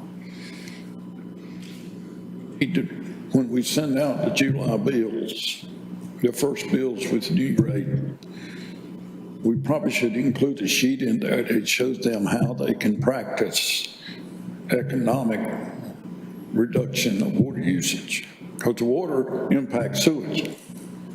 So if you cut your water, you cut your sewage. Correct, absolutely correct statement. And that's how we don't meter sewer. We use the water meter as an indication of what flows back through the sewer. So any reduction on the one will impact the other.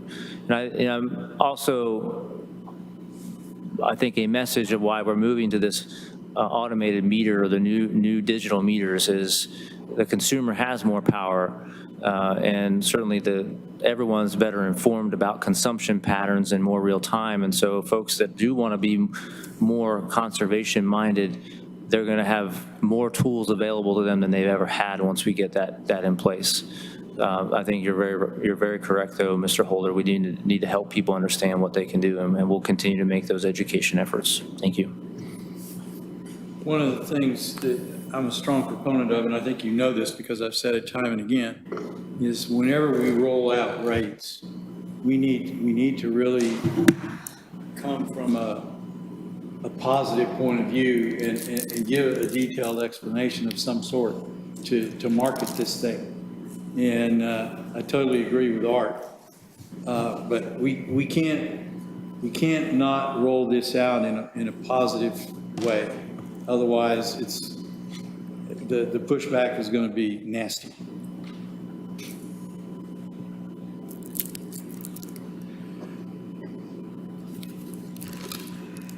More inclined to go ahead and do the rate increase starting July 1. I don't think buying 90 days and having it go up 11.75%, I don't think that's a win-win. Nope. Yeah, I felt the same. Obviously, that's why I put it in the message, but I wanted you to know we'd looked, and if that question came up. Cool. I agree with the mayor. Okay. Heidi, do you mind closing that door for us? All right. Going forward then off the utility, the next two slides are going to be capital, and I don't need to spend time on every single capital project. In fact, we've discussed a lot of these in the past.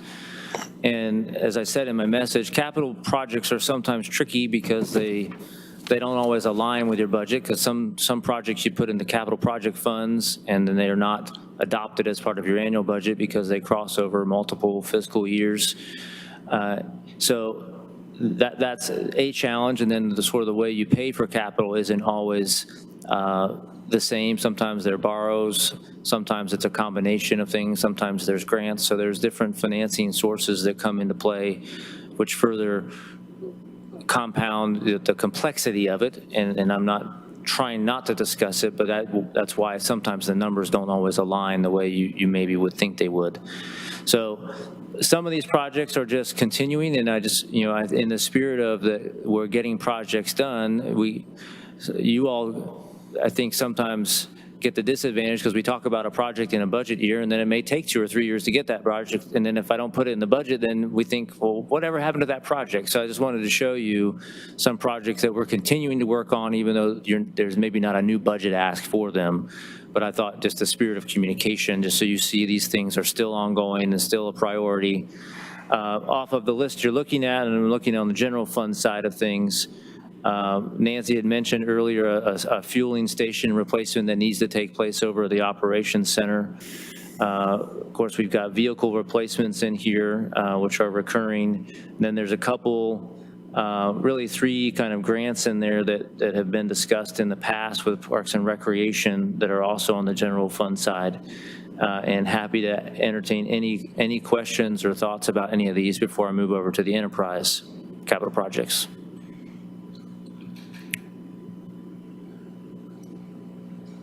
Could you speak to the Mountain to Sea Highway 42 River Trailhead?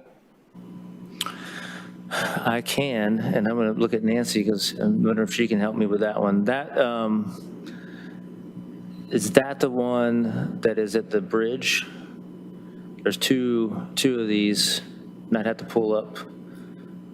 I don't think this is he's talking about the trailhead, not the downtown connection.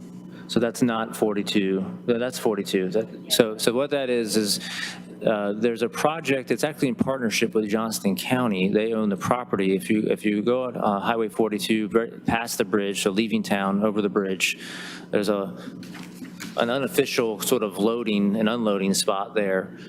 And the idea here in this grant is to formalize that, and that to be an improved area. There's probably going to be some parking and some river improvements, and then connecting that trail system over 42 and coming back towards that Front Street then and getting back into downtown Clayton. So just adding a connection piece to the Mountain to Sea Trail. And we're looking at putting a boat launch there. Well, we're not looking to put it there. The North Carolina Fisheries would put the boat launch there. It's sort of an unofficial boat launch today. We just want to formalize it, get it safer than what it is and looking better. And it's hopefully a joint effort between the county, us, and North Carolina Fisheries. So we don't know if we're going to get those monies, but that's the request. There's revenues and expenditures in the budget, and if, in the event those come in, those could become projects. And is that location across from the Aqua facility on the river? If you're going 42 east and you cross over the bridge on the Noose and you make the first left, it's right there. It's right across from the school. Okay, Yeah. so it's on the other side. Aqua's on the other side. Yeah. I got it. And then the Mountains to Sea Trail East Coast Greenway downtown, is that what's coming up from Parkview into Municipal Park? No, I think this is the continuation of that same project and taking it on 42. Is that right, Nancy? Because Yes. yeah.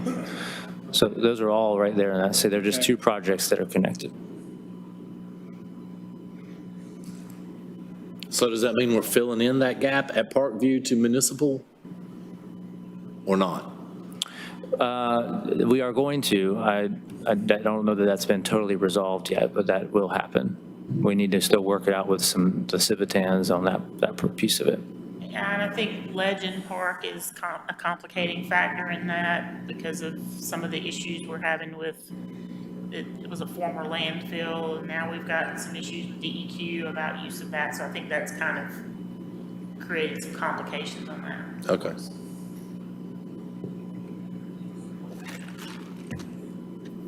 All right, any other questions on general fund, big capital? Okay, we'll move to the enterprise capital then. Again, some continuation topics there. We've certainly talked about, I think there were some questions that may come up about the sewer vac truck leases that we may want to address. Again, a lot of the, the utility funds tend to be a lot more capital intensive than the general fund, so this is not very different, I guess, from many years' budgets. The items change, but the dollars seem to sort of reflect these kind of purchases. So I'm gonna, let me answer one. I know Town Hall peak shaving project was a question that Mr. Holder had, and the answer that I've been given by electric department is that's a 6-year return on that investment to save us in utility costs by putting them on to a peak shaving project. Explain that a little bit. All right, you're gonna test me on my and Michael, you're gonna have to fill in the gap for me if I mix this up, but the idea is Turn this microphone up for me, I can't hear Adam. You can't hear me? No. All right. So the idea with peak shaving is that when you have your electricity rates are based on a standard consumption. However, and this is a weird thing about electricity that I've had to learn, there is one point in the month where the demand is highest, and then the rates spike during that demand period. And if you can limit your utilization off the grid during those periods, you can reduce your energy bill considerably. And so a peak shaving process puts a generator on a building in this case, and periodically, and when we think that demand is highest, we switch over to generator power, and that takes us off the grid for a period of time so that when, hopefully time that right, we miss those peak periods and it ends up saving you in consumption. And I don't know if Dale Medlin is proud of me right now or not, but I think that's what he would say. You said it's a 6-year payout. Say it again? You said there was a 6-year. 6-year payback, according to Mr. Medlin.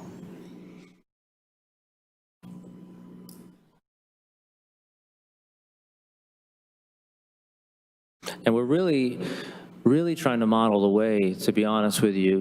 We've struggled with getting other businesses to buy into this, and we're not modeling it ourselves. And I felt, and I've given Dale this as a sort of a directive that let's model this behavior to be able to tell people, here's what we're doing and saving us, so that others will want to do the same thing, because it truly can reduce our energy costs across our electric system, which is what we really want, to hold down those costs. And we've just done this project at the PD, and we're not too far into it that I can give you some real data from, but that is what we're going for. Do you know now when your peak is? My understanding is that Electricities tells us when they believe the peak is, but I don't know that you know until after it happens. And if I'm wrong and Dale's listening, he should text me right now and tell me that, but Michael, does that sound right to you? Kind of. There's actually history developed that shows anticipated peak periods. I don't know what those are, but it's easy enough to find out.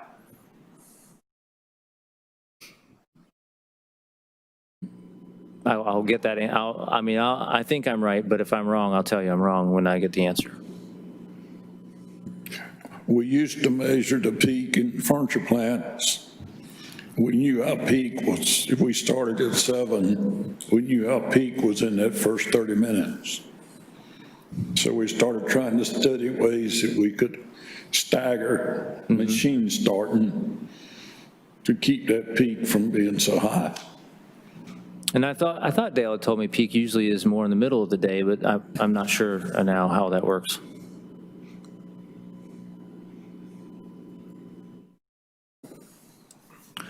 So what other questions do you all have on the enterprise capital project list? And Rich Capola is here, and he's oversees most of these things, so I may defer to him to answer any specific questions about those. Where are the electric charging stations going to be located?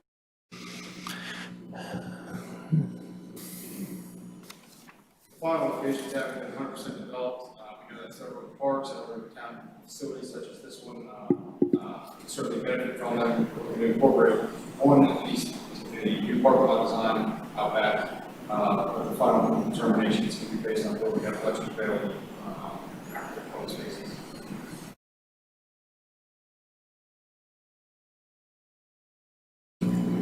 And the sewer vac trucks lease, how many trucks is that? 72 vehicles. One of them is currently due for either balloon payment. It's currently under a lease situation, so our options are either buy out lease and own the vehicle or continue with a new lease. So this is a business model that's worked very well for us. Essentially, under this model, the manufacturer provides all the major maintenance and repairs. There's an agreement that if they have to take it for more than a couple of days, they can actually provide us another truck. So, long-term standpoint, taking one that's coming off lease as well as replacing the aged out one that would need to be replaced right now, it really makes sense for us to go to a lease, not hold. Cool. All right, any other questions? If not, we'll move on to assumptions and financial reviews. So this is, I guess, to continue the discussion that we started this morning with Mr. Holder, and as our commitment that this year, more than any other year, I think, we are going to have to watch our finances closely and figure out good reporting mechanisms, both from an internal control standpoint and then back to you all at the council level. What we'd already planned on doing even before all this was that when we adopt this budget, that we would then go back to departments and put them on a schedule, have them create a schedule for when they believe they will finalize their capital spending in particular. Remember, capital tends to be one-time expenditures as opposed to your ongoing operating.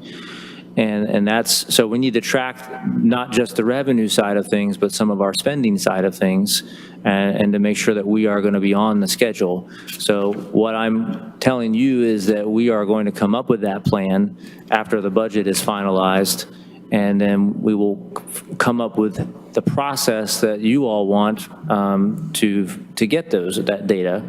And I don't know if that means that every month you want a verbal report in a council meeting, or you would like something in writing on some other frequency or monthly. And we're open to what your wishes are and how much you want to know. But just know that we are going to be tracking that ourselves for sure on a regular basis, because we want to be able to make sure that we are within budget, or if things get out of alignment, either for the positive or the negative, we want to be able to react and come back and talk to you about it. So and Art, you said this earlier, but do you want a formal report monthly from us, or would you like it in some other frequency? And how would you like to receive it is what I'm asking.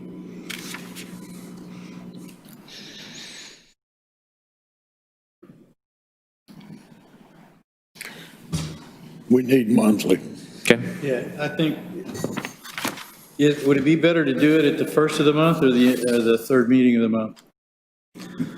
Be better to middle the second meeting, why don't you want to have all the information on the first? Yeah, if you let us figure that out, but I would think likely the second one, because July 1, won't tell you much. We won't have a meeting until the middle of July. Yeah, but it could be the first of the month will give you what July was, right? So it may be August before you see your first report, because maybe, so that's the kind of thing I'd like to work with staff on, and we'll give it a run, and you all may decide you want more or less, and we'll respond to that. But we'll target a monthly report to you at a council meeting. All right. Moving ahead, we had some questions that were submitted, and we are happy to go through these questions with you all to help you in this budget decision.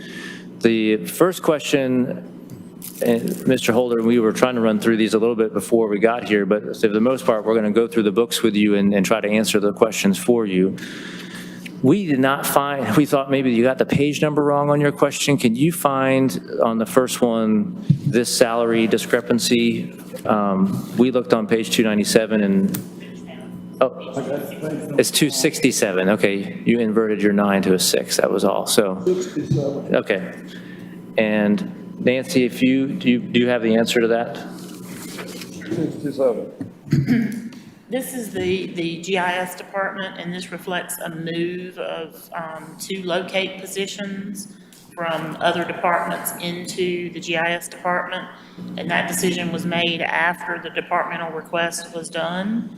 And so that's why you see a change from departmental request to manager recommend. I thought it might have been typographical error, so that's why I raised the question. You've already answered the next one. And persnickety and bioxide, I think, fall into the streets or water sewer department. So, Rich? Yep, both of those I probably answer pretty simply. Persnickety is a media, and bioxide is a chemical that's utilized to reduce odor and pump stations, wastewater treatment plants. So I believe they've been in the budget. We may have just been called chemicals in the past, but these are more specific.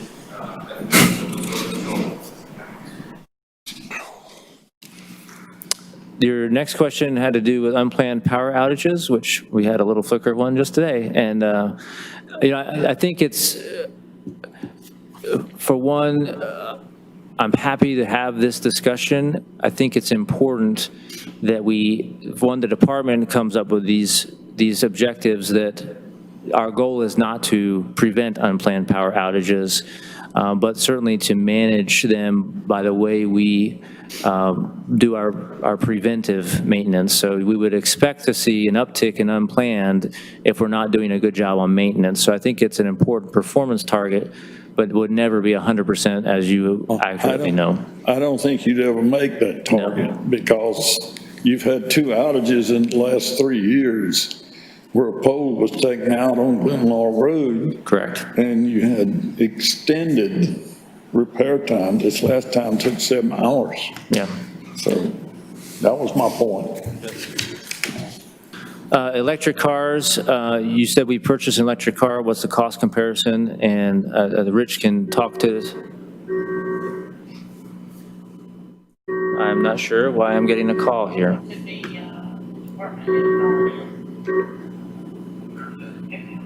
This is Adam.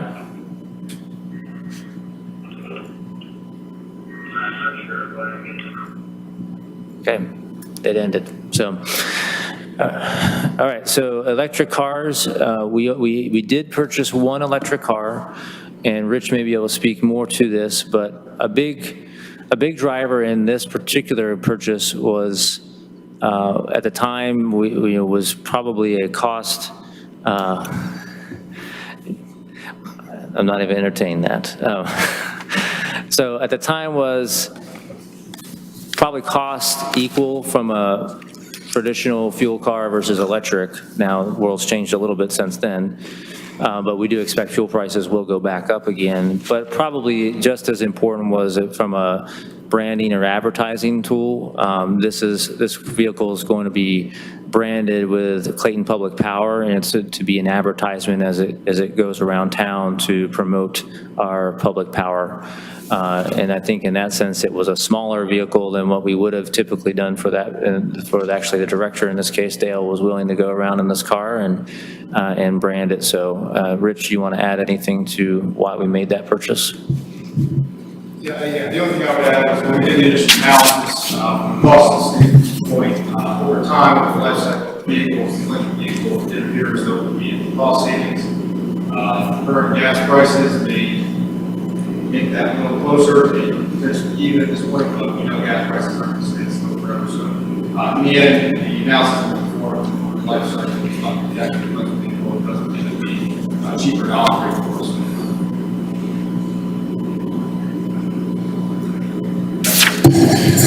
If everybody goes to electric, how are we going to build highways?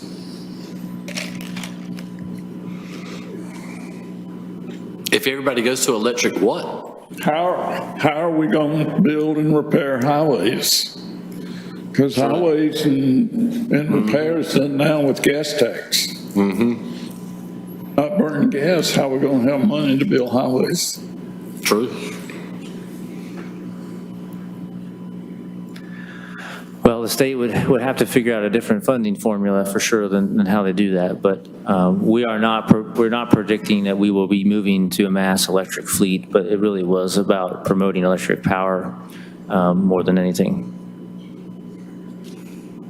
And on page 476, Nancy, you want to discuss that one? Well, I think this might be another page issue. Did it mean 478? Because that's where tools are. There's a whole list of hand tools. Yeah, it's on 478. It's not more than what he normally buys. He just listed each one of them out individually this year rather than just saying a tool allowance. Because you see a lot of them are like $30, $21, $19. Normally he would just put a tool allowance. This time he just listed them all out. So it makes it look much bigger than it is. It's routine. And I've heard Dale say they do go through tools in the electric department, and we want them, of course, to have the most safety-rated tools that they can, so. And then the last question on there was about town hall peak shaving, which we discussed that one. All right, any other questions, Mr. Holder? All right, so now we'll move over to the questions from Councilman Granis, and. I didn't have any. I'm sorry? Someone used your name then.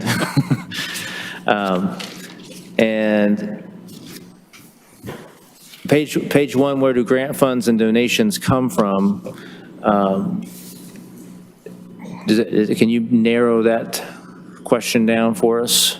Well, in fiscal year 2020, grants show to be $2,936,271, and donations are $970,000. Where does that, what sort of grants are we getting, and where are these donations coming from? From the CIP. Okay. Variety of sources on the grant funding. Getting the microphone, Nancy. Sorry. The microphone. It's a variety of sources funding the different CIP projects. I know that there are some recreation grant monies in here. I think they're trying to look through here and see what projects I know have some grant monies with them. Robert, jump in on the ones that you know. Yeah, I mean, we'd have to go project by project to tell you, but I can tell you the lion's share in that fiscal year 2020, for example, is going to be the Sam's branch, right? There was a bunch of, I think, almost $2 million in grants on that alone. 970 in donations includes the Recreation Foundation's portion of the Harmony Playground. Okay. Just as an example. Does that satisfy that question? Yep. Okay. Sewer rates, is that more to what we discussed earlier as far as why the rates are going up?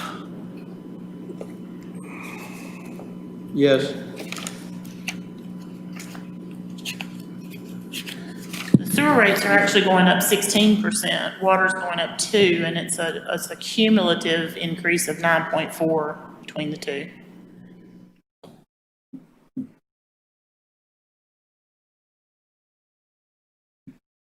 And the overall reasoning behind that falls back into the sewer plant. Primarily, yes. In addition to some significant increases we got. Along from Raleigh and Johnston County, and then our operational increases. Okay. Electric department, the cost of the meters,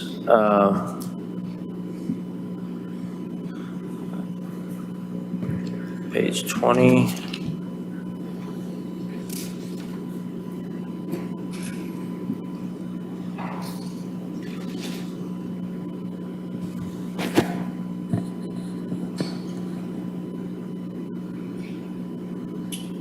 So I'm assuming that the the old cost of the meter is still the same, but now we're adding 10%. Is that what's going on here? I don't think we had included labor costs in those. Is that why that's reflected, or is No, that? what's happening here is, in the past, we would quote a cost for the meter, and then during the year, if the vendor went up on the meter cost, we'd have to come back and amend the fees and charges, otherwise we weren't collecting enough to cover the cost of the meter, and meter prices fluctuate in the market because of the materials that they're made out of. So what we're wanting to do is just say, the cost of the meter is gonna be the cost of the meter plus a 10% handling fee, where we have to order them, stock them, handle them. So the cost of the meter will be dependent upon the time at which we purchased it. And it'll come out of our inventory system and tell us what the cost is. So do we have like a blanket order for these meters? Or do we order like 1,000 of them and then order another 1,000 at a later date? Or? Yes, that's how we do it. We Maybe order, not that many, but yes, something like that. yeah, we order them in bundles of probably 500, I'm guessing. And we get down to a certain point where we have so many left in inventory and we reorder. And when we reorder, it resets the price based on what we paid for the new order. Because again, meter prices fluctuate.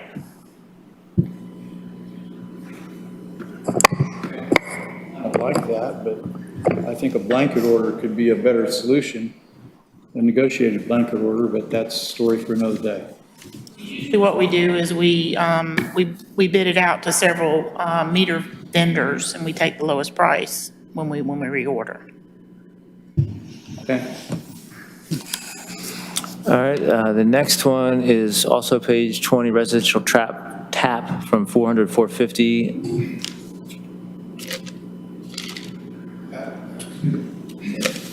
I believe that's actually related to the nitrogen nutrient offset fee.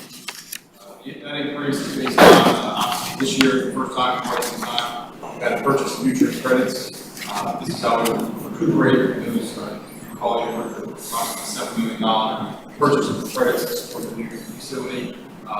Based on that new rate per credit, we adjusted the rate that the individual connections have to pay to reimburse for that work. So that's where you see a little bit bigger jump. We haven't actually increased that fee, to my knowledge, since its inception in the early 2000s. Do you anticipate that going up annually? At this point, I would say no, but we'll have to see what that time out of money will be for the purchase of credits. Okay. The next question was about the open space fee. What you see in the budget is a reflection of the decision the council made.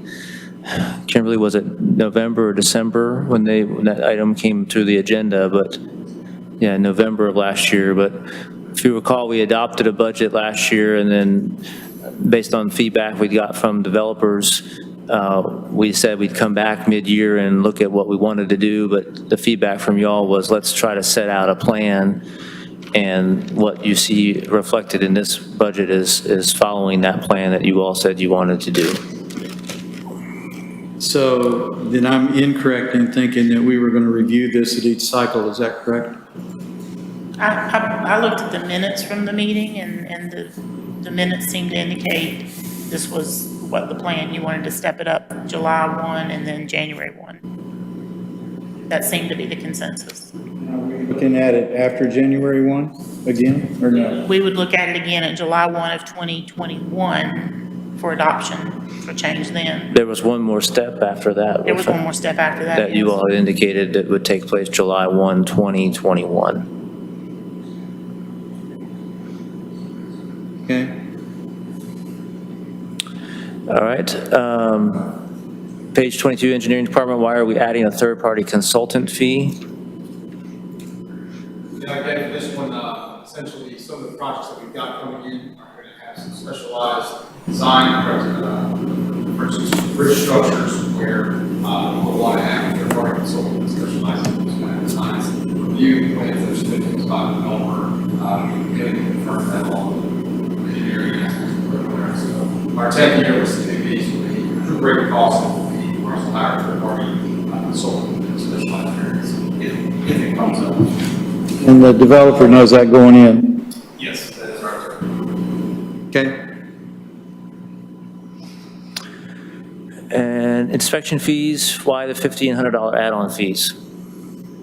That was another request from the division. Essentially, those efforts related to the punch lists and street utility acceptances we require a fair amount of upfront administrative work, so basically driving the cost recovery and the efforts that are associated with that. Okay.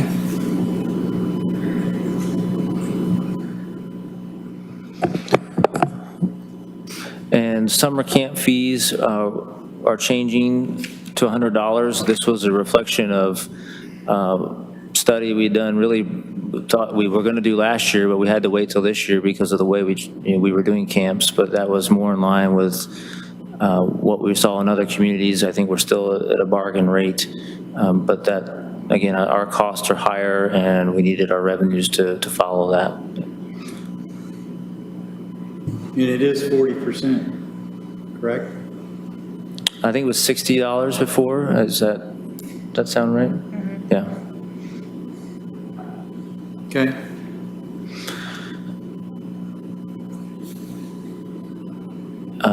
Page 25. Adam, I'm going to stop you briefly to say that there are a few of us who don't want to have to sit through this Q&A. I definitely want to make sure my council members get the answers they need to any budgetary questions, but I don't think we want to sit here through all this. Well, if Mr. Grandis wants to get his questions answered, I'm all about it, but you know, this is like the first time we've been being a part of the answer to the question process. It's, you know, I prefer that he gets his answers written so he has the information that he needs, or it can be conveyed verbally. I don't have an objection with that, but to sit here and go over multiple pages of questions that I'm not really, you know, I don't actually have to have the answer to all these questions. And so I don't know what, you know, you want to do at this point, but. It's certainly your meeting, Mayor, and I'm fine to take them offline. I would prefer that I think these are questions that we'd all like to know the answers to, but if we're going through them verbally like this one by one, I don't know that any of us can comprehend these answers all at one time. And I would prefer to see that, you know, when you answer Councilman Grandis' questions, that we just have a written, you know, you've already got the questions here, whatever you're going to reply to it, copy us on it so that we can see it and review it. I think that would be healthy for all of us, but I think it's a lot to comprehend at one time, all these answers to these questions, and then be able to process it. It is for me. But I would love to see the written answers to them. what my ask back to you all are what other questions might you have that we can prepare for you so you can be ready to deliberate on the final budget? And that's why we included them. That's why we started the process, or we gave the budget out earlier, because we wanted to be sure that we spent time at this meeting answering your questions, and that this was our attempt to do that. When I think we talked about all the big topic items that I got feedback on, and these were the other parts of it. And we're happy to go through all or none of this with the whole group. This is your meeting. I just want to make sure you all have what you need, and that we have what we need so we can get you the final budget document ready for the 15th when we're going to present this in a public hearing. And I hope you and the community support what we're trying to do. Right. I totally get it. And I definitely want to make sure my council members get the information that they want before they have to vote on an annual budget for the town of Clayton. But I just don't want to feel like, you know, I feel like I'm kind of being held hostage. I want to make sure he gets what's important to him, but it's not necessarily important to me, you know? Okay. So what? And no offense, Mr. G, I want to make sure you get what you need without question, but I don't want to sit through this.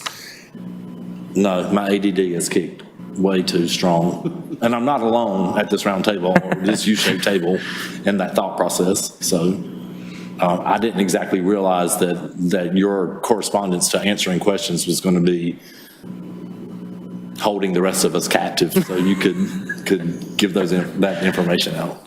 But I didn't really think of it either, to Jason's point. It's a bunch to take in. Yeah. And it would be nice for those more analytical to have hard copies of something that they can read and study versus trying to jot down every detailed answer, you know. All right, is it a false assumption on my part to assume that I have all the written questions that I'm going to be able to answer these? I'm seeing heads shake that maybe I do. So we will do our part to respond and make sure that everyone gets those answers. And we will be, so let me go back over the questions if I can, Mayor, about when I started the meeting, I said this will be a successful meeting if. One, do you agree with the decisions and assumptions made in the recommended budget? And I got general feedback that by and large you all do. What, if any, changes do you recommend? I don't have on my list any significant changes at this point to the recommended budget. Did Nancy or Robert, did you pick up on any that we needed to make? I think I might disagree with that. Well, and I think that, you got to have some time to digest this. I don't think we can just go, yeah, we're good, we don't have any more questions, because I could go home and, after council meeting tonight or tomorrow during the day, and something could pop up for me that's not popping up here. I think you need, as a leader, time to digest and process some of this information. So, okay. Yeah. If you would like to request some sort of deadline for additional feedback, I think that's perfectly awesome, so that we can get back to you. But I think, in all fairness to, this council, we need to have some time to digest some of this. Mr. Granis may get some answer to some questions that Art has more concern about, or Bobby, or whatever. And, I want them to get the information that they need, but I don't feel like we have to go, yes, we agree with everything and the assumptions and all that, and we don't have any questions right now, because we need time to process. Fair enough. Which is what the last question was really getting at, is do we want to meet again between now and the 15th to review anything, or do we want to handle it some other way? I don't think it's necessary to meet again. However, once your documentation comes out to council with some other questions and concerns that have been brought to you, there may be a need for, but maybe not. So I would like to, think that maybe not, but if something comes up and we do, if he has a dire concern or Bobby has a dire concern and we need to reconvene, then we can, or we can figure out a way. Mr. Holder. I think we need to take an approach that if anything changes as a result of this question and answer in the budget, then it needs to come back to us for approval or disapproval. Okay, fair enough. And, just for me, I like what I see. I'm overall pleased. I do want to see the answers to a lot of the questions that Councilman Grant has posed, and we may all come up with some others. I think, for me, going into this, I'm amenable to that the budget's okay, but the message that we send to department heads and everybody, right now it's an okay budget. Things could change. And just because we may be approving a $60,000 line item for a department, if they can spend 40 or 50 on it and get it done, that's okay. I think we're being very generous, and we've not gone through this with red ink pen slashing through a lot of things. Yeah. But I think that we do have the ability to make some cuts if we need to, and that we should encourage the leadership team to don't feel like they've got to spend the full amount that we budget for something, and we'd love to see them come back with less on a lot of these items, and not even other departments. I don't care to see come back with less, but typically, in my experience in this, if we approved a budget, then you could, as a department, be frowned upon for not executing the monies designated to you. This year would be a little bit of, it would be different, because this year, just because you have it doesn't mean you have to spend it. And it's not going to be looked down at that, oh, well, we gave you this and you didn't spend it. Right. Because I think, like, as we go into Art's point about future revenues and all that, we may have to start pulling some stuff 9 months from now. I just want us to have that flexibility, but more importantly, I want you to know that, we'd rather give the money in the budget for what they want to get done, and if a better way comes up, or it can be postponed or whatever, then let's do that without somebody thinking, oh my God, if I don't use this money, I'll never get it back in the next budget. Because I don't think that's going to be the case but that's just my 2 cents worth. That used to be the attitude of the state when I worked for the state of North Carolina at NC State. At the end of the year, my boss would always say, what kind of camera equipment can we buy so we can use our budget? Because the state had a bad habit. If you didn't use it, they took it away from you. That's not our intent here. Our intent is to have a budget we can live with. Intent is to keep the town of Clayton operating on a balanced budget, spending within our means. Yes. That's right. You're absolutely right, Mr. Holder. When I was with the state, that was the mentality that was there, and what that sort of atmosphere generates is a hoarding mentality in departments, and it's a wasteful mentality.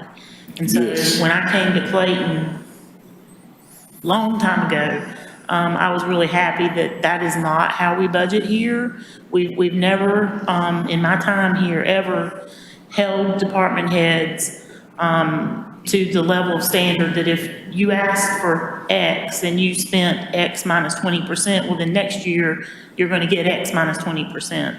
We've never done that because that creates a really bad atmosphere where people will hoard and will tell you something is going to cost 20% more than it's really going to cost because they know that it's going to get cut, so they're going to pad their budget.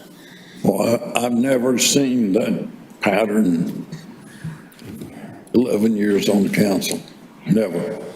And I'm really proud to say that's how we've always done things because it really, coming from the state, I know what the kinds of behaviors that sort of atmosphere causes. And it's not productive for anybody, so. Correct. So what we'll do is we will work earnestly to try to get these questions answered, probably out by Wednesday at the earliest. That would be our goal, and get those out to you all. And then I would want some feedback from everybody, not just because of the questions, but through all this, of any feelings that you have on the budget. But ultimately, I've got to present a balanced budget to you on the 15th and try to piece together where everybody stands, knowing that unlikely that you all are going to completely agree with every decision in the budget. That would be true any year. But we're going to give our best shot at what we think the majority wants to see and then come back to you on the 15th with that. So Adam, are you under the assumption that everything in the budget is staying in the budget? At this time, I am under that assumption. Okay. So you're good with paying VC3 $54,000 a year to come sit in on your department head meetings? I wouldn't characterize it exactly that way, but I am comfortable using them to try to help us figure out our path forward. I thought we were going to try to get somebody from outside to do that, somebody that we're not already entangled with. Well, I don't know who that is. There's a lot of vendors out there, man, a lot of vendors. I can give you a list if you need one. But the other part of that request isn't just to know what we want to do, it's to actually have somebody here to help people. That was one of the feedback points that Nancy had gathered from department heads, is they wanted a resource here on site. And if I full-time staff person, correct? Not VC3. Right, yes, not in this budget year, but yes. Yeah, so we don't need to pay VC3. But VC3 would be the gateway to that person, so that we'd have somebody here this year knowing I'm not hiring somebody yet to fill that role. Okay. Well, I'll just, for me personally, I'm not going to support that. So that's just my vote on that.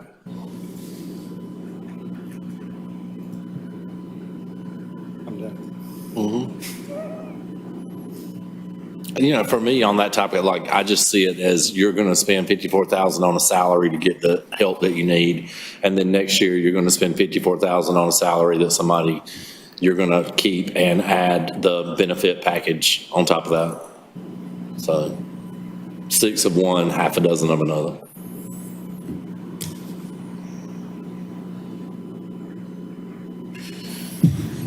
Mr. Holder? I thought the recommendation was that they take the 53,000, about that amount, and spend it on getting a consultant or someone to come in here and look at our IT total picture and make a recommendation of what we need to go to. That's what I thought we discussed. I'm good with that. I feel good about that. You get, But that still you doesn't- understand that, Adam, what we're saying? Yeah, I understand it. Yeah, but that still doesn't help us in the next 12 months to educate our staff on problems they're having using the system. We're probably going to have to deal with those problems for the next 12 months until we just find out what we need to do. Okay? Okay? Because I'm hearing the problem is not VC3 only. Yeah. It's CenturyLink, it's Spectrum, it's New World, it's all these different programs we got that have to be combined into one IT program.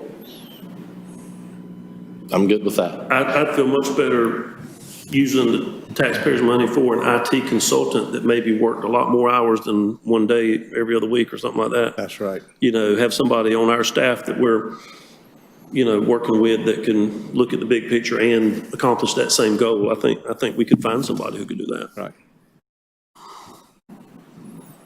So just to be clear, I think we are talking about two different paths here. One, you all are recommending using those dollars to bring somebody in to give us a recommendation on how to do IT moving forward, which is fair and reasonable. Upping the contract with VC3 was about having somebody here throughout the year the staff would be able to go to help them. I don't see the consultant doing a study on us as having somebody here as an IT resource. That helps us chart our path. They're two different things, I guess, is what I'm saying. And Also, Adam, you're talking about bringing in an executive from VC3 instead of a technician who can't. The executive, all he is a department head. You need somebody who can sit down with these staff members and work with them. You don't need somebody who sits in an office and counts money. I'm just saying, we need somebody, and of course, you know what he's going to recommend. He's going to tell you VC3 is the best thing to ever happen, better than sliced bread, because he's representing them. Oh, yeah, that's not our problem. That's somebody else's problem. You need to bring an outside source in, somebody who's not, you're already in bed with. I'm just saying. but I don't have how to answer. I think Art is saying that staff will have to suffer for 12 months in figuring some stuff out until we hear from the consultant who's going to guide us in what we think we need specialized for. Yeah, I mean, we're giving up that part of it, right? If we go with the consultant route, it's not going to give us that on-site somebody. But we've not had that for a long time. Put ourselves in that situation. And we've got a contract already with them to give us support. I mean, we're paying a lot of money for them to give us support and guidance and help, and I feel like we're already paying for that. If he can do that study in 90 days, great. If it takes 6 months, let's get it as soon as possible. Then come back with the council with recommendation. We make a budget revision anytime during the year. That's right. There you go. That's it. Okay. Okay. I'm good with that.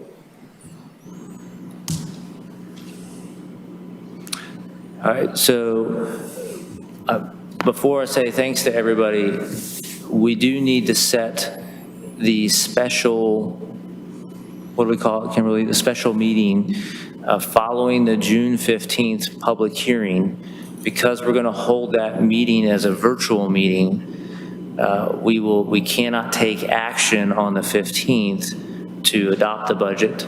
And we would need to give at least 24 hours following the 15th. So that would put us to the 17th at the earliest that we could meet, presuming, I guess we could do it 24 hours later, but But as council, if you could look at your schedules and let us know that week what your availability is.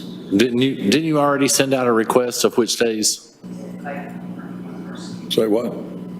You sent out a request, which day is better, and you've heard from everybody but one, or you only heard from one? Well, that was me. Damn, y'all are bad. If Jody McLeod's already replied and none of y'all replied back to the lady yet. Well, it was there because I got it. Yeah. So I got a question. Maybe this could help clear things up. This worked out great today for us in this room talking in person. Let's do an in-person meeting and then do, just to keep up, as the mayor said, our technology experience.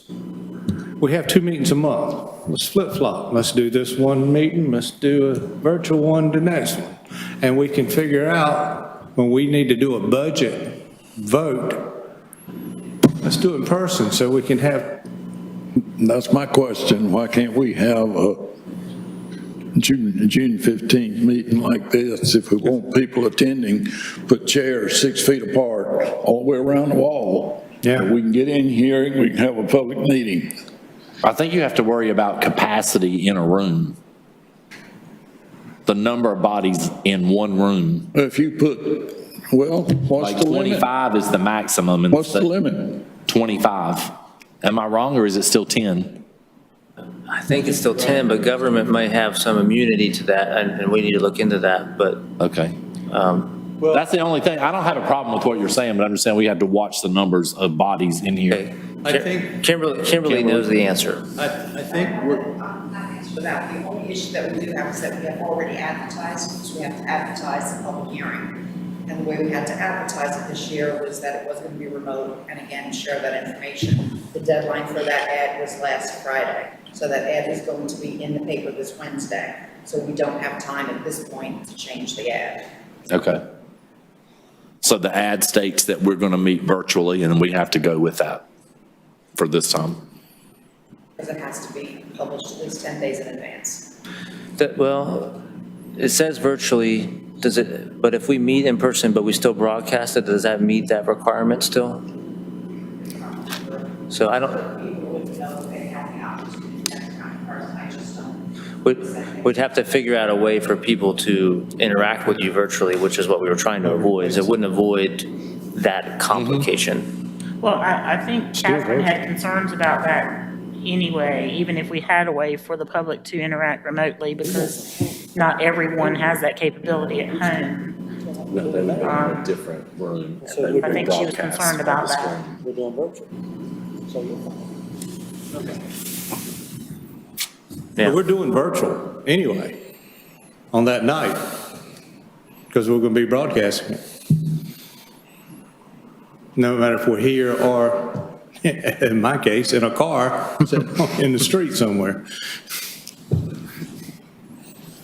And if the public like to come, we can put them in the Clayton Center. And I know the county commissioners bring one person in at a time if they need to speak at a podium at the door. If they'd like to come in and speak, I'm cool with that, but that's up to the mayor too. But I think there's a way around it. We can keep it just like we have it right now. We're legal. If you will allow us to talk to the attorney and our staff about how we would make that work. At least it's noticed as a virtual, so I guess we might have to do that where we do it virtually as we've already advertised, but we will explore in earnest how we could pull it off based on the advertisement language and following the restrictive guidelines, which just as we've learned, you know, it's never as easy as we think it's going to be for whatever reason, but we will try to accommodate that, but just know we may not be able to, but we will do our best. If I'm understanding Kimberly right, we're talking about the mid-July meeting before we could even think about doing that. If I understood you right, we're talking about the middle of July meeting before we could do an in-house council meeting. That's correct. I mean, because we have But you to can't- advertise the public hearing. Right. Yeah, and we don't have obviously an early July meeting, so just do the second one. All right, so go back then, if we cannot do it in person, and so if we have to follow the statute that now, or the executive order that says you have to wait 24 hours, that would require a special meeting after the 15th. And we would respectfully ask if you all know your availability the rest of that week, so that we could be prepared for that in the event that we still have to do that. And there's a 48-hour notice requirement on that, so we don't have to put that out yet until we figure out if we have to do it or not. So by when do you need an answer from council on what day is better?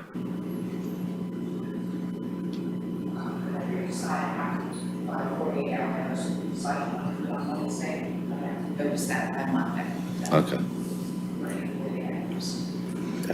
Cool, because I'm good on either day. 15th, what's wrong with the 22nd? The following Monday? Nothing. Nothing's wrong with that. This planning board? Is that a planning board? Yes.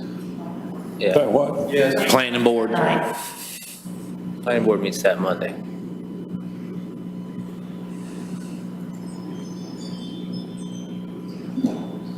I cannot do the 17th of June.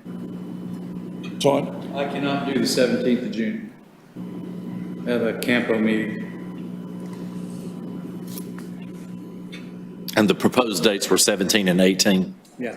Yeah. I can do 16, 18, 19. 18. 18, Any day. 18, I'm good. I can do the 16th, I can do the 18th. How are you on the 18th, Avery? Yeah, 18 sounds, the 18th sounds good. Yeah, with that. Yeah, 18th is fine. Okay. Yes. Yes. So the town attorney did let me know just now that local governments are exempt from the numbers. I think we are not exempt from social distancing and those other measures. So we'll look into that to see what we can do. But I don't want to say we can totally pull it off until I talk to staff and. Sure. Just look into it. What time would that be, 6 o'clock that night? Got it. So I want to thank you all, thank staff and everyone for helping us get to this point. This has been a very unique budget, given the timing of what's going on in the world and where we thought we were going to be just a few months ago and what we're looking at now are just two very different things. And appreciate your input and feedback today and previously to this, and it's going to help us get to the finish line. So if that's all that I have, unless there's any other questions for me or feedback for the staff before we adjourn. What time we signing on tonight? 5 o'clock, we're going to get everybody signed on and test out your equipment to make sure we're ready. I'm gonna go a few minutes later. Pull my car off.